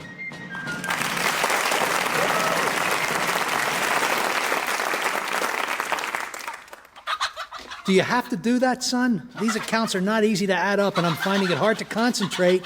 Besides, I don't think the chickens like being juggled. Yes, they do, Father. For them, it's like they're flying, the way papa birds do. Yes, but they're flying in very fast circles. And their clucking sounds like a cry for help. No, that's excitement. You just don't know how to read chickens. Please stop it, Joshua. You might damage them. And those two scrawny specimens are virtually the only assets we have left. Is the shop doing badly, then? You can say that again. Why? Why what? Why do I have to say it again? I don't like saying stuff again. It always makes me feel like I'm being ignored. And then before long, I find myself wondering if I'm some kind of idiot. Oh, I wouldn't waste your time wondering about that. Evening, Father. Evening, Joshua. Mary, where have you been? I wanted some help with these accounts. Oh, I've been off in the woods doing secret training with the revolutionary militia, preparing for the day we strike at the heart of the British Empire. And after that, I went shopping at Obadiah's. Our rival store, Obadiah's? Yes. But you always say Obadiah's an English-loving, two-faced Judas. I know, but he sells nice soap. He sells everything. It's a great shop. And loyal customers get given a discount. You should offer that, Father. I don't have loyal customers. I don't even have loyal children. Don't you two realize that Obadiah's obscenely large emporium is one of the reasons nobody's coming to this shop? Oh, don't exaggerate, Father. 6 people came in today and they left with their arms full of goods. They were bailiffs. They were repossessing on behalf of creditors. What about that old lady? Yeah, she wanted to know how to get to Obadiah's. Now, admittedly, Obadiah's is only one of the problems dragging us under. There are other factors. Evening all. Evening. And here they both are. Stand easy, Sergeant. Permission to unscrew my wooden leg and soak my aching stump, sir. Yes, permission granted. I'd rather you didn't grant permission, Captain. My customers find that stump a little off-putting. Well, personally, I think the stump could be a bit of a crowd puller, sir. Morbid curiosity packs them in every time. Why do those chickens look dizzy? And, what have you been up to today, dearest Mary? Oh, this and that. We've spent all day on patrol in the woods, searching for armed rebels. Did you find any? Of course not, we're not stupid. You look tired, Captain. Oh, you could say that again. No, I'm not going to, and you can't make me. I see you're doing your accounts, Samuel. Gracious me, that's a big number. The one with all the exclamation marks after it, and the drawing of the little stick man hanging from the gallows with the word me written underneath. Yeah, well, that's a pretty depressing debit column, and it's not helped by the fact that I'm legally required to lodge and feed you and the sergeant here. And I suppose now you'll be wanting supper. No need, Samuel. We bought some victuals at Obadiah's. Obadiah's? Yes, it's a very impressive store. Yeah. There's soothing music from a mechanized harpsichord, and one of his boys holds the door open as you leave and tells you to take care now. You see, how can I possibly compete with harpsichords and homilies from door-holding children? No, if money doesn't materialize in the next few weeks, this shop will go out of business and my children will have no inheritance. Oh, you mustn't worry about me, Father. As you know, I'm going to be a doctor. A doctor? Yeah, for animals. I love animals. But you spend a lot of your time hunting animals. But hunting animals is an expression of your love for them, Captain. Ask any huntsman. Yeah, but who in their right mind is going to spend money just to make sick animals better? I mean, if a critter gets sick, you kill them and cook them. That's right. Yeah, and if it's a tortoise, you grill it and pretend it's a pie with feet. Well, I'm with the sergeant, Joshua. I can't see it working. Why not? Animals like me. All sorts. Cats, dogs, pigs, bears. Well, bears only like you because they think you're one of them, on account of your height and the fact that you're so good at wrestling and raiding those beehives. Well, that's my dream, Father. Well, dreams are not reality, son. Reality's a nightmare that's accelerating pell-mell towards bankruptcy, poverty, starvation, which is a slow, lingering death, I'm told. Father, you're panicking. I know, and knowing I'm panicking is making me more panicky. That's how panic works. Panic begets more panic, and before you know it, you're in the madhouse, chained to the wall and biting through your own tongue. Samuel. Until the dreadful final panic that stops your heart beating, and then, apologies for kneeing you in the bollocks, sir, but I did need to get your attention. Perhaps we could have a quiet word in the corner? Yeah, I can limp that far if you can. Right. You see, the thing is, sir, you do have a possible answer to your problems, namely and to wit, that somebody has offered to buy the shop from you. Oh, you mean my erstwhile wife? And her buxom Scottish nighttime lady friend. Yet now, what's the problem with accepting their offer? 2 problems, namely shame and humiliation. Oh, I've never seen the point of shame. What's done is done, and you can't put the piss back in your bladder. Well, that's hard to argue with, but it still leaves humiliation. Well, when you look like I do, humiliation's not worth worrying about either, is it? I mean... Well, it worries me. And I'm not prepared to suffer the indignity of selling to the woman who humiliated me all those years ago by deserting me for the charms of some home-breaking female nipple tweaker. Now. Don't fall victim to pride, Sam. It's one of the 3 deadly sins. 3? Yeah. Pride, sloth, and envy. What happened to wrath, gluttony, avarice, and lust? They're sins. Well, not in Stepney, they're not. Sam! Oh, no. Shall I let Ezekiel in, Father? Oh, go ahead, son. My spirit's broken anyway. Felicitations. Shouldn't you be at work? Work? Oh, yes. Well, I've taken a short sabbatical to bring you momentous tidings. Perhaps the most momentous since bold Odysseus stood on the Ithacan shore and revealed to his beloved Penelope... Just give it to us without the dead Greeks. Your Aunt Sybil has died. Our Aunt Sybil has died? Yes. You mean our beloved, extremely wealthy Aunt Sybil has died? Oh, that's very sad. I'll miss her terribly. Why are you dancing like that? Well, see, I'm not dancing with grief. Grief is a funny thing. Affects people different ways. Personally, I break into a tarantella. Turn cartwheels. Woo, yeah. That too. See, it's an old family tradition. Aunt Sybil loved cartwheels. Oh, I think I remember her. Wasn't she the one who hit you with a plank of wood if you smiled at her? Yeah, well, she could be a little on the stern side, but deep down, she had a heart of gold. Exactly how rich was she? Well, as I understand it, her late husband was a slave trader who made his fortune from his 2 for the price of 1 offers. Yeah, he died last year. How old was he? 41. Oh, pretty good innings then. Yeah, above average.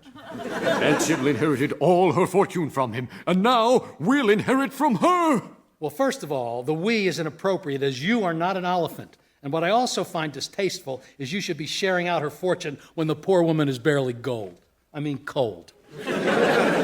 Were you all very close? Close-ish, yes. But sadly, we didn't see as much of her as we'd have liked because, She was a horrid old witch. Oh, Mary, you are very wrong to call her a witch because, well, because she didn't float when they threw her in that pond, and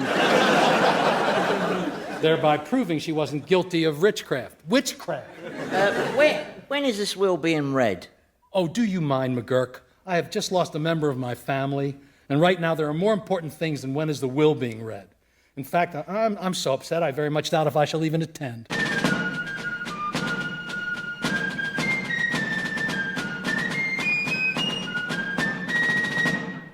And I bequeath my remaining assets to... Actually, do you mind not peering over my shoulder like that, Mr. Oliphant? Oh, sorry, Snavely, just trying to read ahead. And if you could desist from salivating, only you're staining my coat. Sorry. My remaining assets to be divided equally between my surviving relatives, to wit, my abysmal flop of a nephew, Samuel Oliphant, his 2 appalling daughters, and gigantic cabbage of a son. They are a truly pathetic bunch, but they are family. Bless her heart. I have a question. Yes, Cora? May I inquire as to what dear Aunt Sybil's remaining assets amount to? 28,000 pounds. Jesus Christ! Be praised. My sole condition is that all the Oliphant family stand in the town square at noon on the first Saturday after my death and proclaim their belief in our Lord, the one true God. And if any of them should fail to do so, then none of them is to receive a single penny. Well, there's no problem there. Well, we can do it now if she wants. The Oliphants are God-fearing folk. Are you an Oliphant? He is my husband. And the father of her child. Well,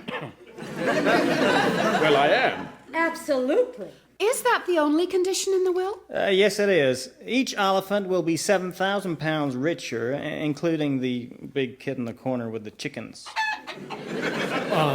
Well, of course, that is good news, Mr. Snavely, but it's tempered by the upsetting loss of our dear departed, Aunt Sybil.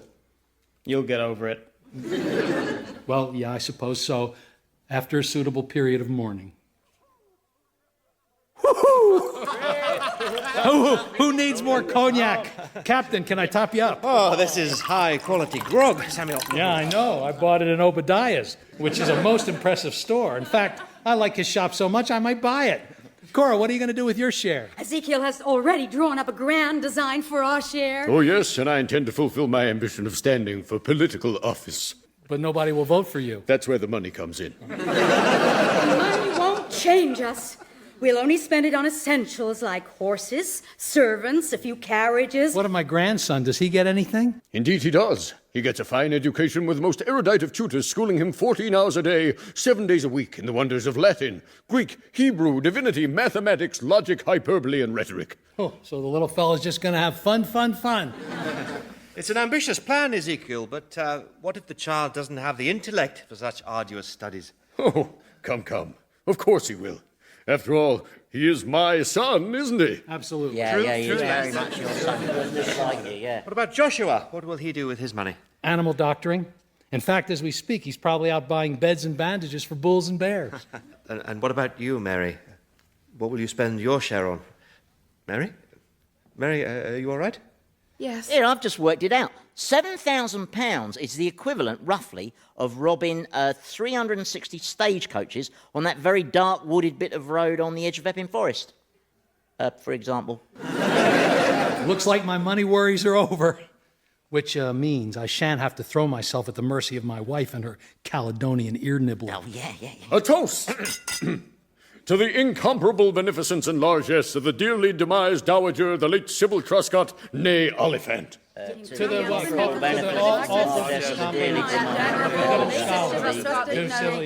Sybil Truscott, née Oliphant. And just think, by this time next week, we'll have collected our due. Well, I, for one, will be proud to declare my faith in the God who has smiled on us so. Hallelujah. Yes, indeed. We'll all be proud to do it, won't we, Mary? I won't be declaring anything. Sorry, Mary, I didn't quite catch that. Well, I shan't be declaring anything because I don't believe in God. Cover the infant's ears, Cora. Blasphemy is in the air. You don't believe in God? No. Oh, Satan is sharpening his pitchfork for you, young lady. You be quiet. Now, Mary, dearest, I think there's been some sort of misunderstanding, see? No, there's no misunderstanding. This is supposed to be an age of rational enlightenment, and yet we still imagine our fate is decided by some old fool sitting on a cloud. Well, I don't believe in him. Fetch a stick, Sam, and we'll beat her back into righteousness. Do you really not believe in him, Mary? No, I can't see the need for him, if indeed it is a him. But from God, all authority is derived. If you take away God, you're left with chaos. Or freedom. Freedom, chaos, it's all the same thing. The stick, Sam, the stick, and make it a big one. Tell her, Father. She's just being selfish. Tell her. No, Cora, I shan't dictate to Mary. I'm proud of the fact that she's a woman of strong mind and independent principle. Thank you, Father. She's also a woman of great intelligence and pragmatism, who appreciates that while principles are important in life, they're not important enough to come between her family and 28,000 big ones. Isn't that right, Mary? Isn't that right, Mary? Isn't that right? I'm sorry, Father. I can't stand up in front of the whole marketplace and say that stuff. You only have to say it. You don't have to mean it. Think of my child. If you deny us this money, you will be forfeiting your nephew's future happiness. Money can't buy happiness. Ezekiel, fetch the stick. One's inner being is more important than money. Make it 2 sticks. Please, this is the 1770s. We don't settle disputes with sticks, but with reasoned debate. Mary, dear, sweet Mary, let me free you from all this foolish nonsense by proving to you how you're mistaken. Well, just as long as you don't patronize me. I wouldn't dream of patronizing you, my little puppet. But think of it this way. The Bible tells us that God made the world. Now, if there is no God, and he didn't make the world, who did? I don't know. Ergo, you can see that your position is founded on ignorance. Oh, touché, Brimshaw. I had no idea you were such an intellectual titan. Listen, Smugchop, saying you don't know something is not the same as being ignorant, and I will certainly not stand up in public and say I know that which I do not know. This is pure willfulness. You don't need the money. Ezekiel has a well-paid job. But I've been fired! What? With enthusiasm. Enthusiasm for my new career in politics and little Ezekiel's curriculum. Come, Ezekiel. Let's waste no more breath on this pig-headed ingrate. And you, Father, you prove you're a father for once by taking that godless minx in hand and making her consider the needs of others. Good day. Well, a few more slams should do for that door. Still, soon I'll be able to buy millions of doors. Once Aunt Sybil's money is ours. What makes you think I'll give way? Because I know how important your family is to you, darling. And if you love me, you'll do it. Well, if you loved me, you wouldn't make me do it. Just do what you have to do to get the money. That's the American way. I thought America was supposed to be a land of freedom. Isn't that why our forefather Isaiah Oliphant fled here aboard the Mayflower to escape intolerance and repression? No, he fled to escape his creditors and several angry husbands.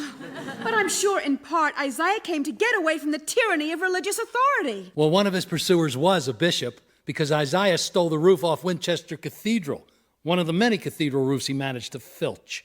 You've never mentioned this before. Well, I'm only giving this family skeleton a good rattle because I don't want you laboring under any more high-minded delusions. Your great-grandfather was a swindler, an adulterer, a whoremonger, and a thief. Yep, versatility, that's the key. Well, my point still stands. People should be free to believe in what they choose, and I believe in the divinity of man. Well, you are in error, madam. And I should warn you that by denying the authority of the Almighty, you are implicitly rebelling against God's chosen monarch, King George. Isn't that right, McGurk? How much can you get for a cathedral roof, then? McGurk? And who do you flog it to? Another cathedral, I suppose. Perhaps one that's already had its roof nicked. It's a golden circle. It's inspired. It's the perfect money spinner. You just have to stay one roof ahead. Would you please concentrate on the matter under discussion? Sorry, and that is? That Mary should place her trust in God rather than man. Oh, stop this hypocrisy, Father. You never go to church. And the only time I've ever seen you open a Bible was when you got drunk and bet McGurk that squirrels was one of the plagues of Egypt. You don't believe in God any more than I do. Of course I believe in God. You have to believe in God. Why? Because somebody has to take responsibility for this mess. And if it's not God's fault, then we have to take the blame. And that's just not fair. How high is a cathedral roof? Now you listen here, Mary. I will brook no more nonsense. Come noon on Saturday, you'll stand in that square and comply with Aunt Sybil's wishes. I command you as your father. She'll give way in the end. Do you think so? Oh, yeah. I see. And the gesture with the fingers... That was Italian, I think.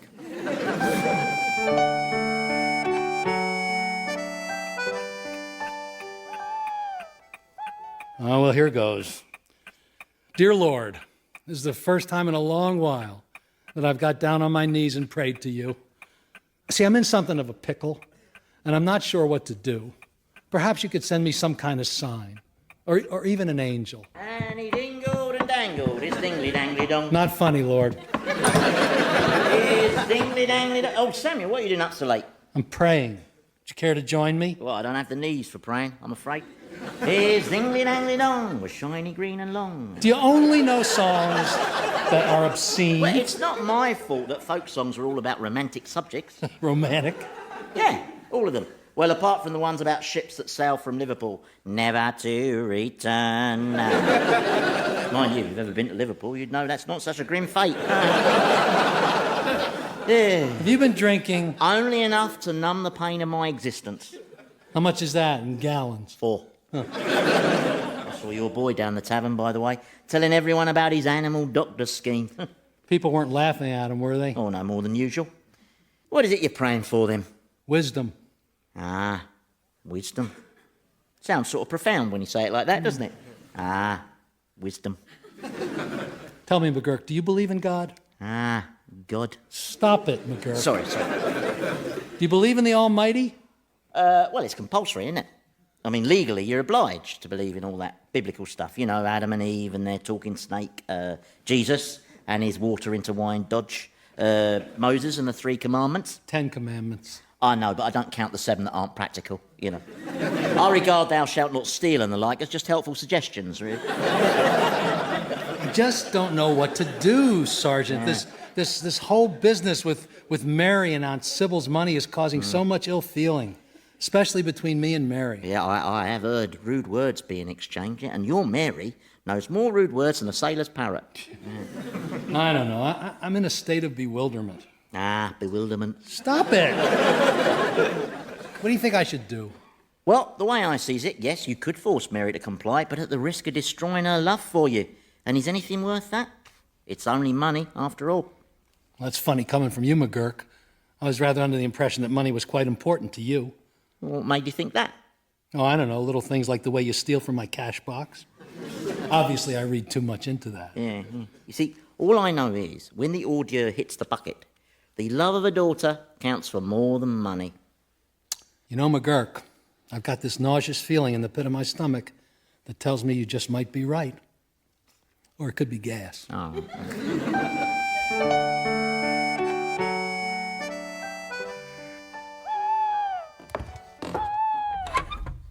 Oh, hello, McGurk.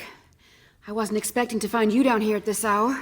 Oh, couldn't settle, miss, on account of Captain Brimshaw talking in his sleep. Yeah? He keeps shouting out your name. Really? I wonder what he's dreaming about. I don't. Anyway, why are you up at this late hour, miss? Oh, I can't sleep either. I came down to get some water. Water? Yes, to drink. To drink? Yes. Would you like some? Oh, no, miss, but you go ahead and indulge your little foible. Oh, what's that on the table? Oh, you've been drawing pictures. Yeah. What's this one? A drawing of St. Paul's Cathedral? Yeah. With an incredibly long ladder. Leaning up against the dome. Yeah, just dreaming. You draw well. Well, thank you, miss. And this is one of my sister Cora. Naked. Why is she naked? Because I haven't drawn her clothes on yet. See, an artist works in stages, you see. Oh. Yeah. Tell me, McGurk, as a disinterested observer, am I being pig-headed over this whole Aunt Sybil nonsense? Well, what do you think, miss? I think I am. I think that I could end up sacrificing my family's love because of an inflexible adherence to principles. Well, what if I do swear allegiance to the Lord? What does it cost me? They're only words. True, miss. Only words, and you will retain their love. That's right. Yeah, and all you'll have lost is your honour, integrity, and self-respect. Yes. But the way I see it, Father will never have money worries again. Oh, yes, true. In fact, he'll have more money than you'll know what to do with. Yes, which is nice. Very nice, yeah, provided he doesn't fall into that familiar spiral of excess, debauchery, opium addiction, and death. Oh, money wouldn't affect him like that. No, Father has good judgment. I'm sorry, did you say something? No, miss, no. And of course there's the others to consider. True, yeah, and Cora and Joshua and Ezekiel are all intelligent and sensible people. I'm sure they can be relied on to spend the money prudently. I'm sorry, did you say something? No. So are you suggesting that it'd be better for all concerned if I stood firm by my principles? Well, it's good to have principles. Well, you don't have any. I can't afford them. Oh, when you live by the bayonet, miss, morals come as cheap as a Stepney whore on a wet Tuesday. And that's pretty cheap, right? 2 farthings at the outside, one if she's ugly. Well, McGurk, this is not the advice I'd have expected from you, but, oh, damn it, you're right. I should stand on my honor. It's important to be able to look yourself in the eye and stand on your own 2 feet. Yeah, those were the days. You know, McGurk, I had you down as a disgusting and ignorant barbarian. But I can see now I was only half right. Oh, thank you, miss.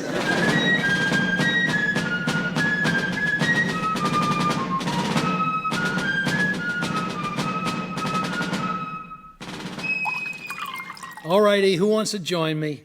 I have a quart of Obadiah's finest cognac that I put by to celebrate. And celebrate I will. I'm celebrating my imminent penury, abject humiliation, and shameful shame. I suppose the philosophical way to look at it is that although Mary lost you the money by not turning up in the town square yesterday, she only lost you money that a week ago you never knew you were going to get in the first place. Oh, go sit on your sword and shimmy on it. Joshua, will you stop juggling those chickens? It's medicinal. They're looking peaky and I'm trying to boost their morale. Well, bang goes your animal doctor scheme, Joshua, and bang goes young Ezekiel's schooling. £28,000. That should have been ours has gone instead into a charitable trust to be administered by Snavely the lawyer, who I understand has now disappeared, along with his neighbor's wife. Never trust a lawyer or a wife. I'm doomed. Exactly how big is your debt, Samuel? It's as big as your big fat English ass. I'm only trying to help. You could still sell up to your missus. Oh, shut up, Stumpy. Well, we're going to see the magistrate with a view to pursuing that weasel of a lawyer Snavely. And if I see that blaspheming daughter of yours, Samuel, I shall whip her sinful hide. If you touch Mary, I'll rip your head off your shoulders and stuff it so far up your backside you'll be peeping out through your belly button. Elegantly put, son. Come, husband. I guess we're not welcome here. Good guess. This family's in trouble, Samuel. Like the crew of the doomed Argos, sailing towards the twin perils of Scylla and Charybdis, whose clashing rocks guarded the channel. Elegantly slammed, McGurk. Listen, Sam, I know it's just a drop in your stormy ocean, but I could spare you some money out of my savings. Your savings? Yeah, I can only spare £500. £500? Yeah, but it might buy you a little time with your creditors, see you through your present emergency. Well, Roy, I don't know what to say, other than, well, thank you. Oh. I'd offer you a drink, but I've just drained this cognac, I'm afraid. Oh, don't you worry. You take my arm, and we'll adjourn to the tavern. With your permission, Captain. Permission granted, and well done, McGurk. I'm proud of you. Off we toddle then, Samuel. Well, that leg, Sergeant, is that new? Oh, do you like it? Yeah, I just bought it. £65. It's best pine. Yeah, the smell masks the aroma from my bowels.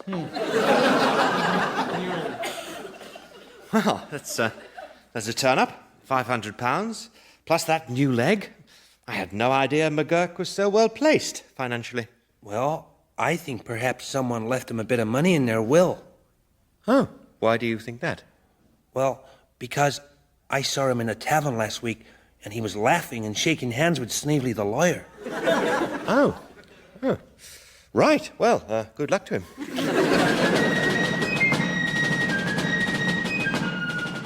Revolting People featured Jay Tarses as Samuel, Andy Hamilton as Sergeant McGurk, Jan Ravens as Mary, and James Fleet as Captain Brimshaw. Ezekiel was played by Hugh Dennis, Cora by Penelope Nice, Joshua by Tony Maudsley, and Snavely by Philip Pope. Revolting People was written by Jay Tarses and Andy Hamilton, and produced by Paul Mayhew-Archer.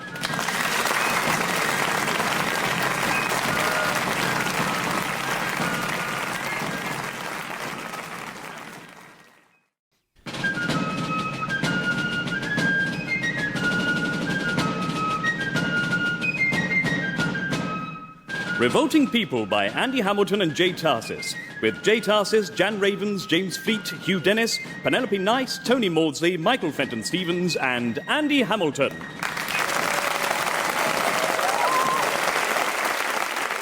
Right, my turn now. I'll move my rook to protect my king. There, your move. And I'll move my... What's the horse he called? Knight. Here goes my knight, hoppity hop. Over your vicar. Bishop. Over this bosh, and one to the left there. Your move. I can't, that's checkmate. That's what, mate? Checkmate, one word. Oh, is that good? You've won in 5 moves. Are you sure you never played this game before? Oh, it's just the luck of a beginner, I suppose. Funny, really, because it was probably my inexperience that encouraged you to wager that florin. Hey, Samuel. Still, it's only money, as they say. Yeah, and who's the they in that sentence? The National Society of Penniless Idiots? Of which I will soon be a prominent member? Well, if I was you, I'd accept your wife's offer to buy this ailing shop. Well, first, you're not me, and second, she ceased to be my wife the day she left me for a woman and became a lady lover.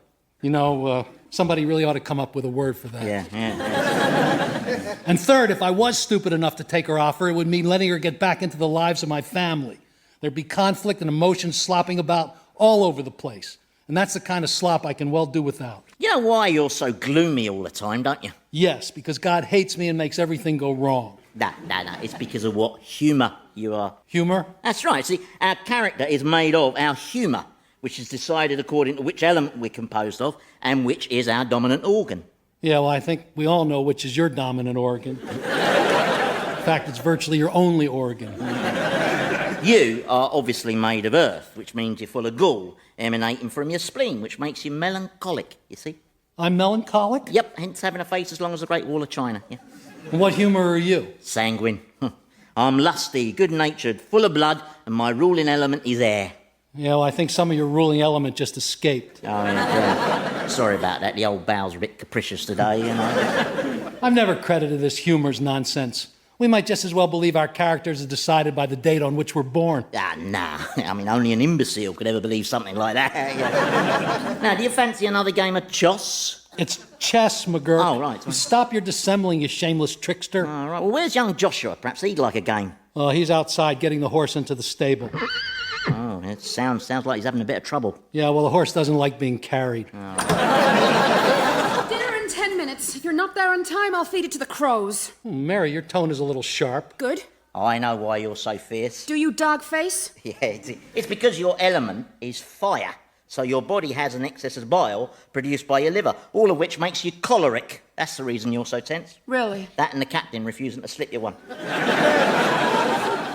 Would you like to lose your remaining eye, Sergeant? Because I'd be happy to scoop it out with this ladle, you putrid piece of poxy English scum slime. Got a lovely turn of phrase, hasn't she, sir? And for your information, I don't give a fig about that stiff-necked milksop Brimshaw. He and I are not suited. He wants to be a slave to stale convention, whereas I crave passion and excitement. He believes a couple should not experience union before marriage, whereas I believe we should seize ecstasy when we can. Well, Brimshaw's only behaving with common decency, Mary. He's thinking of your reputation. Don't be so hard on him. I'm not being hard. I just... Good day, one and all. Oh, shut your mealy mouth. Oh, you and your typical cheeky banter. So you have company, Captain. Yes, allow me to present to you an old friend of mine, Captain Percy Dashmount. Percy and I were at Eton together. He's just arrived on a tour of duty, so I'm showing him around. Percy, this is Samuel Oliphant. Hello, Captain. Pleased to meet you, and who is this extraordinary vision of beauty? My name is Mary. Allow me to kiss your lily-white hand. I must warn you, sir, that I am not susceptible to smooth words, so flattery does not make me go weak at the knees. Really? And pray, what does make you go weak at the knees? I've yet to find out, sir. Is that so? And over here, this is Sergeant McGurk, my right-hand man. Though, technically, he doesn't have a right hand, or a right anything. I knew your father, sir. I fought ahead of him in many battles. I think you mean you fought alongside him. Oh, no, sir, he was a general. Is he being insolent? I'm never sure. Perhaps now the formalities are over, you should let go of Mary's hand. I'm home, Father. Oh, my goodness, it's a giant. Ah, this is Joshua. Joshua, meet Percy Dashmount. He's a cavalry officer. The cavalry? Well, that's as exciting can be. Charging at the enemy astride a galloping horse. I'd like to do that one day. But you can't ride, son. At least not till somebody breeds a 12-ton horse. What's it like, Captain? Charging into battle? Oh, it's amazing. You feel so alive. Your heart leaps with exhilaration. Your brain pounds with excitement as you hurtle towards the enemy with the power of your steed gripped between your thighs. Actually, I really think you can let go of Mary's hand now. Are you allowed to carry your horse in the cavalry? No, I don't think that's permitted, is it, Percy? Percy? I wonder, Mary, if you'd care to accompany me riding on Saturday. Oh, sadly, our horse is old and broken-backed. Well, I didn't mean to do it. Not to worry, madam. I'm sure I could provide you with a mount. Captain Brimshaw, you could accompany them riding as well, couldn't you? Afraid not. I've put Saturday aside to polish my buttons. Oh, good idea. Your buttons have been looking very dull lately. How is your father, the general, sir? Is he dead yet? Oh, yes. He passed away some years back. But he lives on in the statues. General Dashmount was perhaps our greatest ever military strategist. Yeah, indeed. It was he who came up with the British Army's cunning tactic of marching its soldiers slowly towards the enemy in a nice straight line wearing bright red uniforms. I trust you're not criticising Army policy, Sergeant. Oh, of course not, sir. No, I just wonder whether, for a change, we couldn't sometimes fire at the enemy from behind the safety of trees. That would be cheating, Sergeant. And most un-English. The honourable way to wage a war is to fight fair in straight lines and not to make too much fuss when you're shot. Oh, yes, sir. Silly me. Sorry, sir. Well, Mary, shall I call for you on Saturday? And we shall ride with the sun on our face and the wind in our hair. I'm sure Mary really would like our hand back now. Percy, isn't that right, Mary? There's no hurry.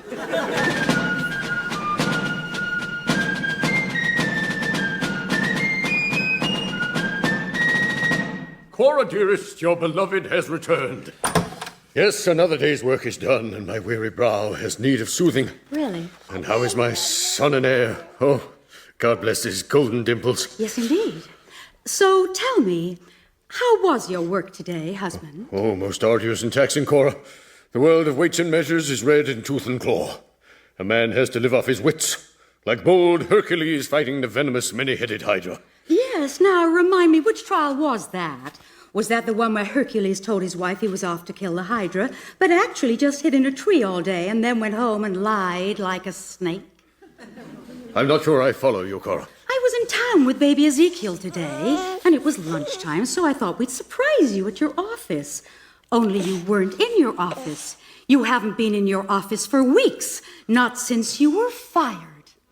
Well, Cora, I had hoped Why have you been perpetrating this sham? Why couldn't you just tell me? Tell you what? That I've been cast aside, set adrift, that I'm a shadow of my former self, that Ezekiel Spriggs is but half a man. Oh, Ezekiel, your manliness is not diminished by losing your employment. Well, you've never had a very high opinion of my manliness to begin with, have you?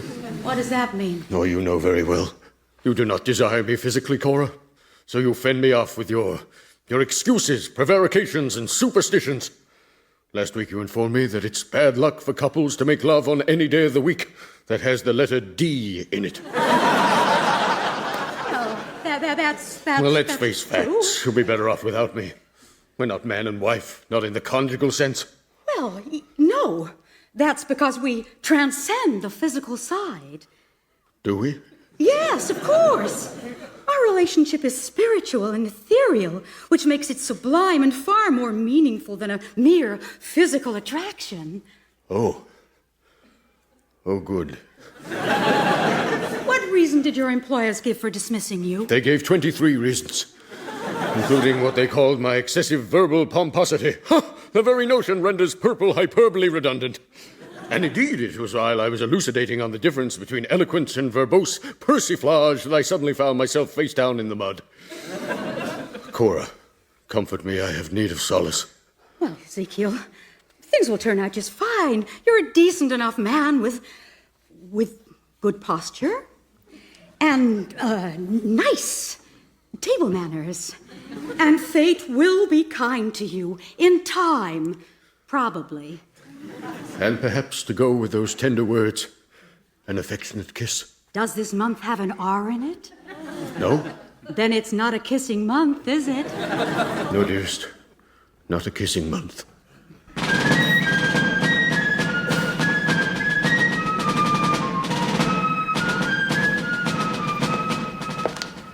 There's really no need to escort me back to barracks, Walter. Nonsense, Percy. Just being civil.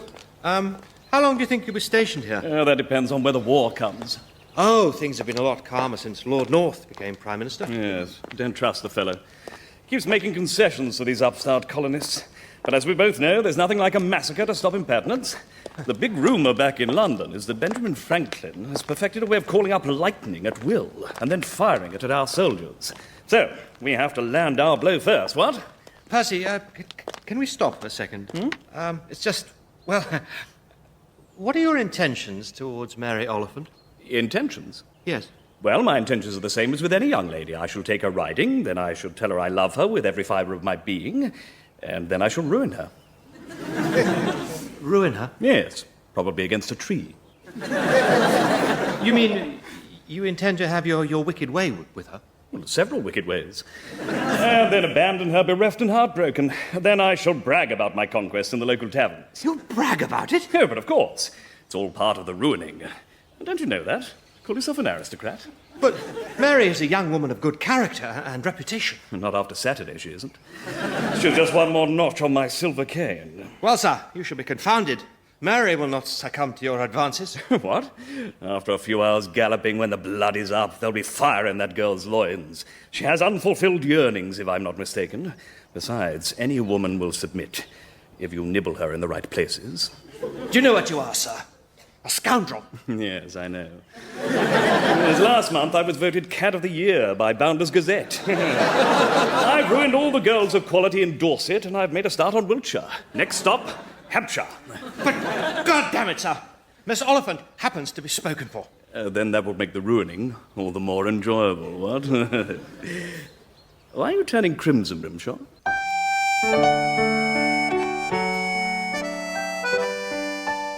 If I want to go riding with him, I will, and you... All I'm saying, Mary, is that you should be wary of a man like Dashmount. I'm not sure you know what you're doing. I shall go riding with whomsoever I please. Well, that's an impressive use of the word whomsoever. But I still don't think you know what you're doing. McGurk informs me that Dashmount's father was a notorious rake who was thrown out of the Hellfire Club for deflowering virgins after hours. That's right, miss. In fact, the family coat of arms is a pair of breasts with trouser sword rampant. And that heraldry did not happen by accident. Look, I am a grown woman. I'll make my own decisions. You've only just met him. What is it you like about him? Is it just his fine physique, smoldering eyes, Adonis-like features, and... This list is a bad idea, isn't it? McGurk, you take over. Yeah, the thing is, miss, what if he gets you up the duff? On second thought, I'll carry on. The thing is, Mary, not putting aside the duff issue for a moment, although McGurk's right to draw attention to it, I will not stay here to be bullied and badgered, Father. I'm away to spend the night with my sister. Why are my daughters such hotheads? Choleric humour, I told you, too much fire in them. You should make them drink 12 quarts of water a day as a sort of dousing precaution. Mary seems intent on hurling herself at someone inappropriate, and Cora did the same thing. Can you keep a secret, McGurk? Well, I've kept Mum about your wife being a secret lady shagger, haven't I? Yeah, but that's cost me several gallons of my finest brandy. What are you implying? Not implying, I'm saying that you frequently stoop to blackmail. Ooh, blackmail's a very ugly word, sir. Really? Yes, and so is mangelwurzel. Yeah. All those syllables and the Z at the end. It's very ugly, Germanic, guttural. You were going to tell me? Yes, yeah. There are rumors that Abraham Smith, the real father of Cora's child, has returned to the area. Oh, right. He's out in the forest secretly organizing rebel militia. Yeah. What if Cora finds out and feels herself drawn to him? And why am I telling you this? Now, there's no point in worrying, sir, and you certainly shouldn't worry about the chances of both your daughters getting impregnated after flings with unsuitable, reckless men, you know. Yeah, you're right. What are the odds against that? About evens, based on form and bloodline, yeah. Well, thank you for reassuring me, Sergeant. My pleasure, yeah. Brimshaw, are you all right? I found him in the yard sitting with his head between his knees.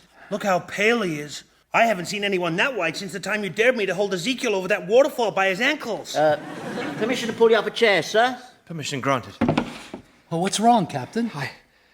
I've been protecting Mary's honour. Dashmount said that... Well, I won't go into details, but stern words were spoken, fingers were jabbed, and before I knew it, I'd challenged him to a duel tomorrow morning. A duel? Wow! Can you buy tickets? That sounds exciting. I don't think it'll be that exciting. It might be a little one-sided. In the heat of my anger, I forgot the fact that Percy is considered the finest shot in the British Army. Permission to pour you a shot of brandy, sir? Thank you. Yeah, I'm feeling a little dazed. Permission to pour myself a brandy, sir?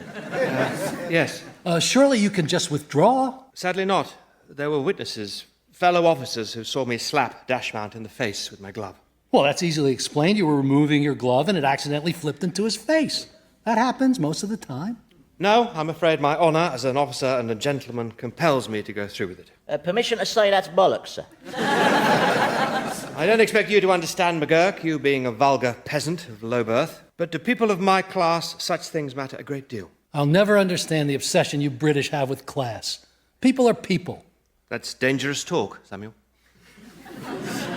America will have no truck with class, you mark my words. We'll create a fair democratic system of government for the people, by the people, where all men are born equal, and no individual possesses any property or wealth, because everything is owned and controlled by the state.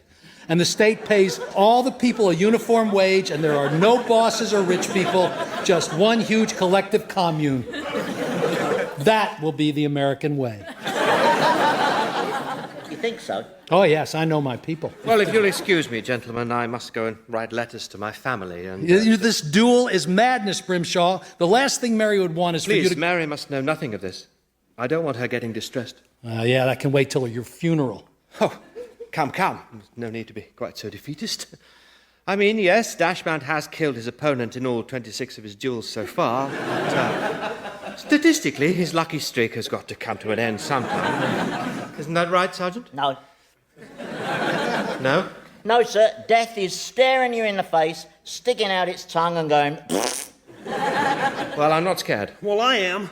I don't want him to do that tongue thing again. Oh, this foolhardiness isn't you, Captain. You're acting in defiance of your humour. And what, pray, is my humour? Well, obviously you're phlegmatic, aren't you? You're dull, sluggish, and largely made of water, which will come pouring out of you when you're riddled with bullets. Well, clearly I'm a little less dull than people imagined. Now, if you'll excuse me, I must go and put my affairs in order.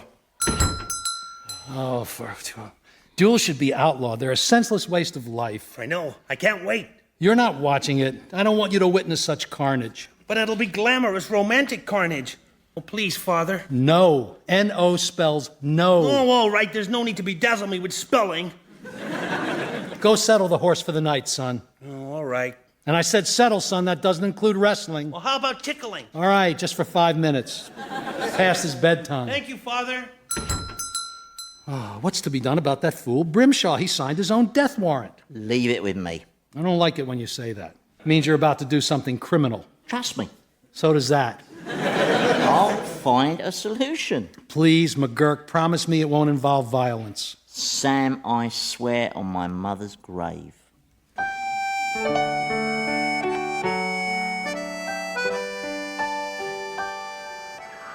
So, Captain Dashmount, are you ready to give me satisfaction? Indeed I am, sir. And I just wanted to say, Walter, that even though I'm about to blow your head off, you mustn't feel it's anything personal. That's most civil of you, Percy. But who knows? Perhaps I'll blow your head off. No, but all kidding aside, there's really no need for you to lose your life for some little colonial tease. I'm afraid I don't share your view of Miss Oliphant. Now, let the duel commence. Ah, yes, a small problem. I don't know what's happened to my second, Captain Marchbanks. He's obviously been detained. Yes, my second, Sergeant McGurk, has also failed to materialise. Ditto the man who was to act as umpire, Lieutenant Darcy. Who will do the counting? I will. Oh, Joshua, well, what are you doing skulking in the bushes? I'm here for the carnage. Does your father know you're here? Yes. You're lying. Damn it. What gave me away? Look, the boy can umpire. He can count as we step. Wow. Thanks, mister. How high do I have to count? To 20. Oh, 20's more than 5, right? Yes, it's 5 and then another 15. 15? Hey, you can't fool me. 15's not a real number. It's just something they put in stories.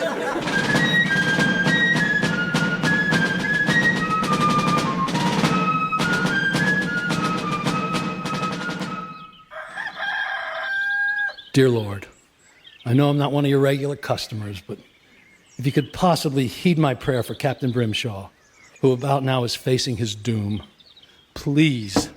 Father? Cora, what brings you by so early? Little Ezekiel II wouldn't sleep, so I decided to take him for a walk, and, well, I need some advice, Father. Right, advice, yeah, what?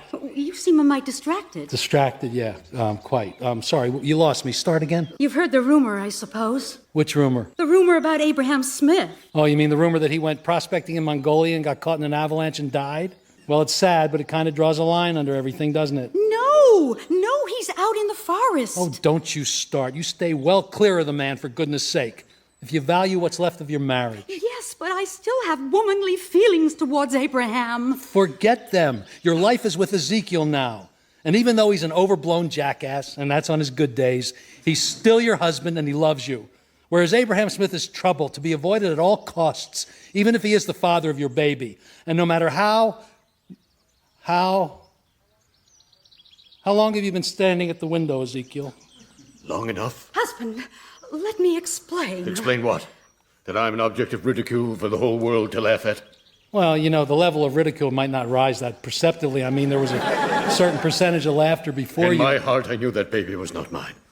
Every ginger freckle screamed the word cuckold. Well, I'll not stay for any further humiliation. Goodbye to you, Samuel, and your little Jezebel. Where are you going, husband? To find that treacherous jackal, Abraham Smith. But you don't even know what he looks like. I know he has red hair. Oh, we got to remember to keep those windows closed.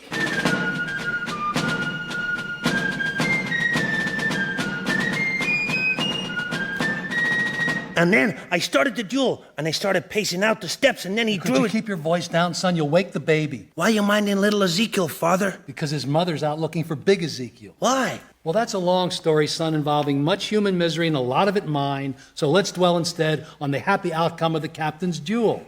Well, it wasn't a happy outcome for Dashmount. They're sending him back to England for medical treatment. I'm afraid my bullet made a bit of a mess of his buttocks. Was he running away then? No, facing me. And how did you hit him in the buttocks? Well, I wondered that, but Sergeant McGurk here says my bullet must have ricocheted back off a tree. Yeah, I've seen it happen many times in battle, sir, yeah. I didn't see what happened because I closed my eyes as I fired. Were you there, Sergeant? Oh, no, sir, I was too upset. I just couldn't face the prospect of all that unpleasantness. So I was without a second, as was Dashmount. His second failed to appear, along with the umpire. Later, we found them both unconscious in a ditch. Yeah, no doubt set upon by wicked, nasty ne'er-do-wells. That'd be my surmise, also. Yeah. But it meant that I got to umpire. Yeah, I thought I told you couldn't watch the duel. I didn't disobey you, Father. I was out hunting for unicorns, and I just happened to stumble across the place where the duel was happening. You're lying. Tarnation, it's my voice that gives me away, isn't it? Look at my hands there. I'm still shaking. So am I. It was so exciting. The whiff of gunpowder and the sounds of your bullet. Sounds? Yeah. His bullet sounded twice. 2 loud cracks. Yes, I noticed that. Now, that would be the echo, because the spot is in something of a small valley. Of course, yes, an echo. A really fast echo. What? Well, the echo was so quick, it echoed before the captain had pulled the trigger. How does it do that? Can echoes anticipate? Yeah, well, you see, sound has many mysterious properties which science has yet to fathom, including the phenomenon known as pre-explosionary reverberation. Yeah. Walter, my darling, I heard what happened to you, all right? You're not wounded, are you? No, I'm fine, Mary. A bit shaken, that's all. Oh, let me clutch you to my quivering bosom, you dear sweet man. To think you risked your very life just for little old me. Oh, you shouldn't have done that, you bold, passionate, impulsive volcano. Volcano? Yes. Oh, yes. You look pale, dearest. I think you better come upstairs and lie down while I loosen your clothing. I'll help you. That won't be necessary. Thank you. I'm perfectly all right, Mary. I don't need ministering to. Oh, yes, you do. You need a good ministering to. Now come upstairs. Mary, the captain's fine. He doesn't need taking upstairs. He's going upstairs. Oh, look, she's got froth in her mouth. I think you'd better comply with Mary's wishes, Captain, for all our safety. Very well. I had to defend your honor, Mary. He planned to take advantage of you. I would never have let him. You know that. He said you had secret longings, and that if you nibbled a woman in certain places, then she succumbs to passion. The man was a scoundrel. Did he mention which places? Joshua, will you excuse us, please? I need a quiet word with McGurk here. Oh, very well. I'll go into the woods and track some dragons. Aha! What? I was lying and you never spotted it. McGurk, you promised me you'd use no violence. Well, I mean, that depends on your definition of violence. A bullet in the buttocks constitutes violence. Yeah, well, if you're going to use the sissy's definition, then... What if Dashmount figures out you shot him? He won't. I was hiding behind a tree. See, I said that tactic would work, didn't I, eh? Yeah. Besides, like all pretty boys, he's thick. It's just nature's way of playing fair, I suppose. Well, then what about the poor second and that umpire, both of whom you obviously attacked and left in a ditch? I know, that was violence. Oh, right, yes. But I needed them out of the way, so I'm afraid they had to say hello to Mr. Cudgel. You know, there's something evil about you, McGurk. I know, I scare myself sometimes. You swore to me on your mother's grave. Yeah, I know, yeah. Is your mother still alive? Not sure. Of course, it'd help if I knew she was, but still, at least Captain Brimshaw's still alive, eh? Yeah, I suppose that's the important thing. No. Oh, it's all right, little fella. You go back to sleep, that's it. Don't worry. Ezekiel knows he's not the father. Lovely little nipper, isn't he? Why do all babies look like Pip the Elder? Have you fathered children? I've never gone back to find out. Nipper's gone back to sleep. I think he may have filled his napkin. Oh, no, that's me. Sorry, got taken unawares there. Do you fancy another game of chess?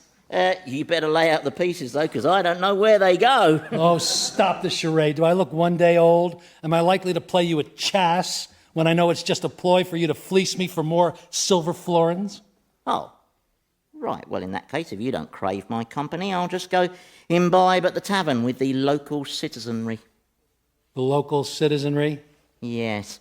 Let's hope an excess of ale doesn't cause me to tragically blurt out the sordid story of Cora and her illegitimate little sleeping ginger Sproggy here. Do you want to be black or white? I think I'll be black, thank you, sir.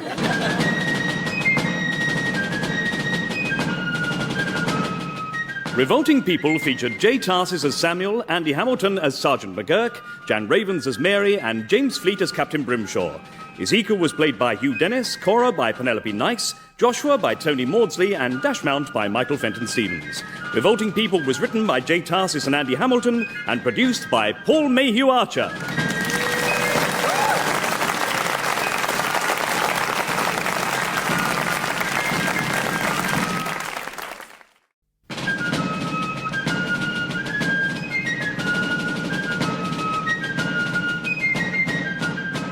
Revolting People by Andy Hamilton and Jay Tarses, with Jay Tarses, Jan Ravens, James Fleet, Hugh Dennis, Penelope Nice, Tony Maudsley, Susie Blake, Philip Pope, Michael Fenton Stevens, and Andy Hamilton. You think you're so clever, don't you, mister, huh? You think you can just carry on living under my roof and eating your way through my shop completely free of charge? Well, the good times are over, my little friend. I'm with you in a second, madam. Right, you freeloading sponger. This is where I wipe that smug smirk off your face. Why are you threatening that rat, Samuel?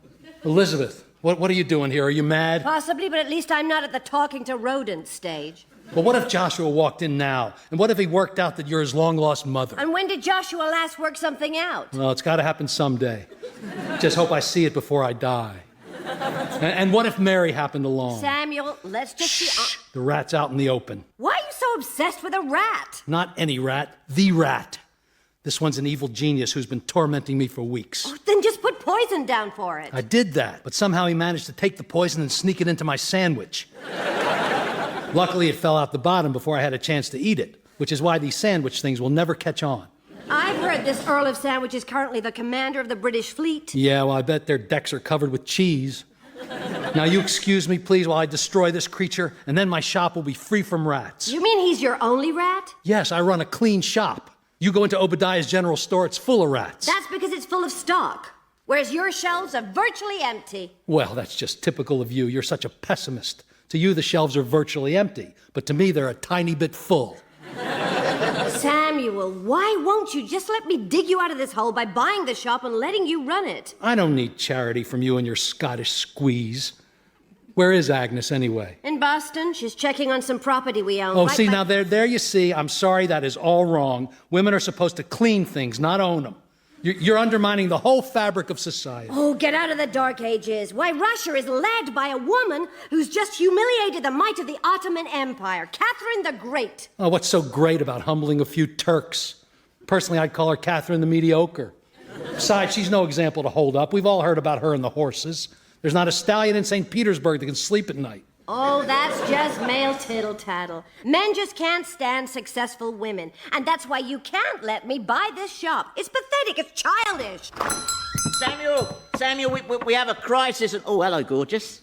You remember Elizabeth? Indeed I do. And where's that cute little tease of a girlfriend of yours, eh? She fancies me. She hurls at the mention of your name. Yeah, that's how it always starts. What's the crisis? Oh, there's been an incident in town. A confrontation between soldiers and some locals. Anyway, your Joshua didn't like the way these redcoats were throwing their weight around, so he started throwing them around. Oh, yeah. no. Quite a long way in some cases. Yeah. There's one still clinging to the steeple. Oh, anyway, chaos ensued. More soldiers arrived and got thrown around. Has Joshua been arrested? No, miss. Luckily, he was spirited away by some rebel hotheads, followers of that Abraham Smith, apparently. and as they ran off, they were hailing Joshua as a hero. Oh, God help us. What? Well, it's a terrifyingly short step from hero to martyr. And Joshua's such an innocent. Yeah, several patrols have been dispatched to search the woods and bring Joshua to justice. My poor baby, we have to do something. Yes, of course. Yes, we need a clever plan. Let's see now. Well? I'm trying to think of what the rat would do. Joshua needs rescuing. Yes, I know. McGurk, will you come with me? With pleasure and for a fee. Come on, then. I'll come too. You will not. This is man's work for men who are manly and masculine in a male way. Just go!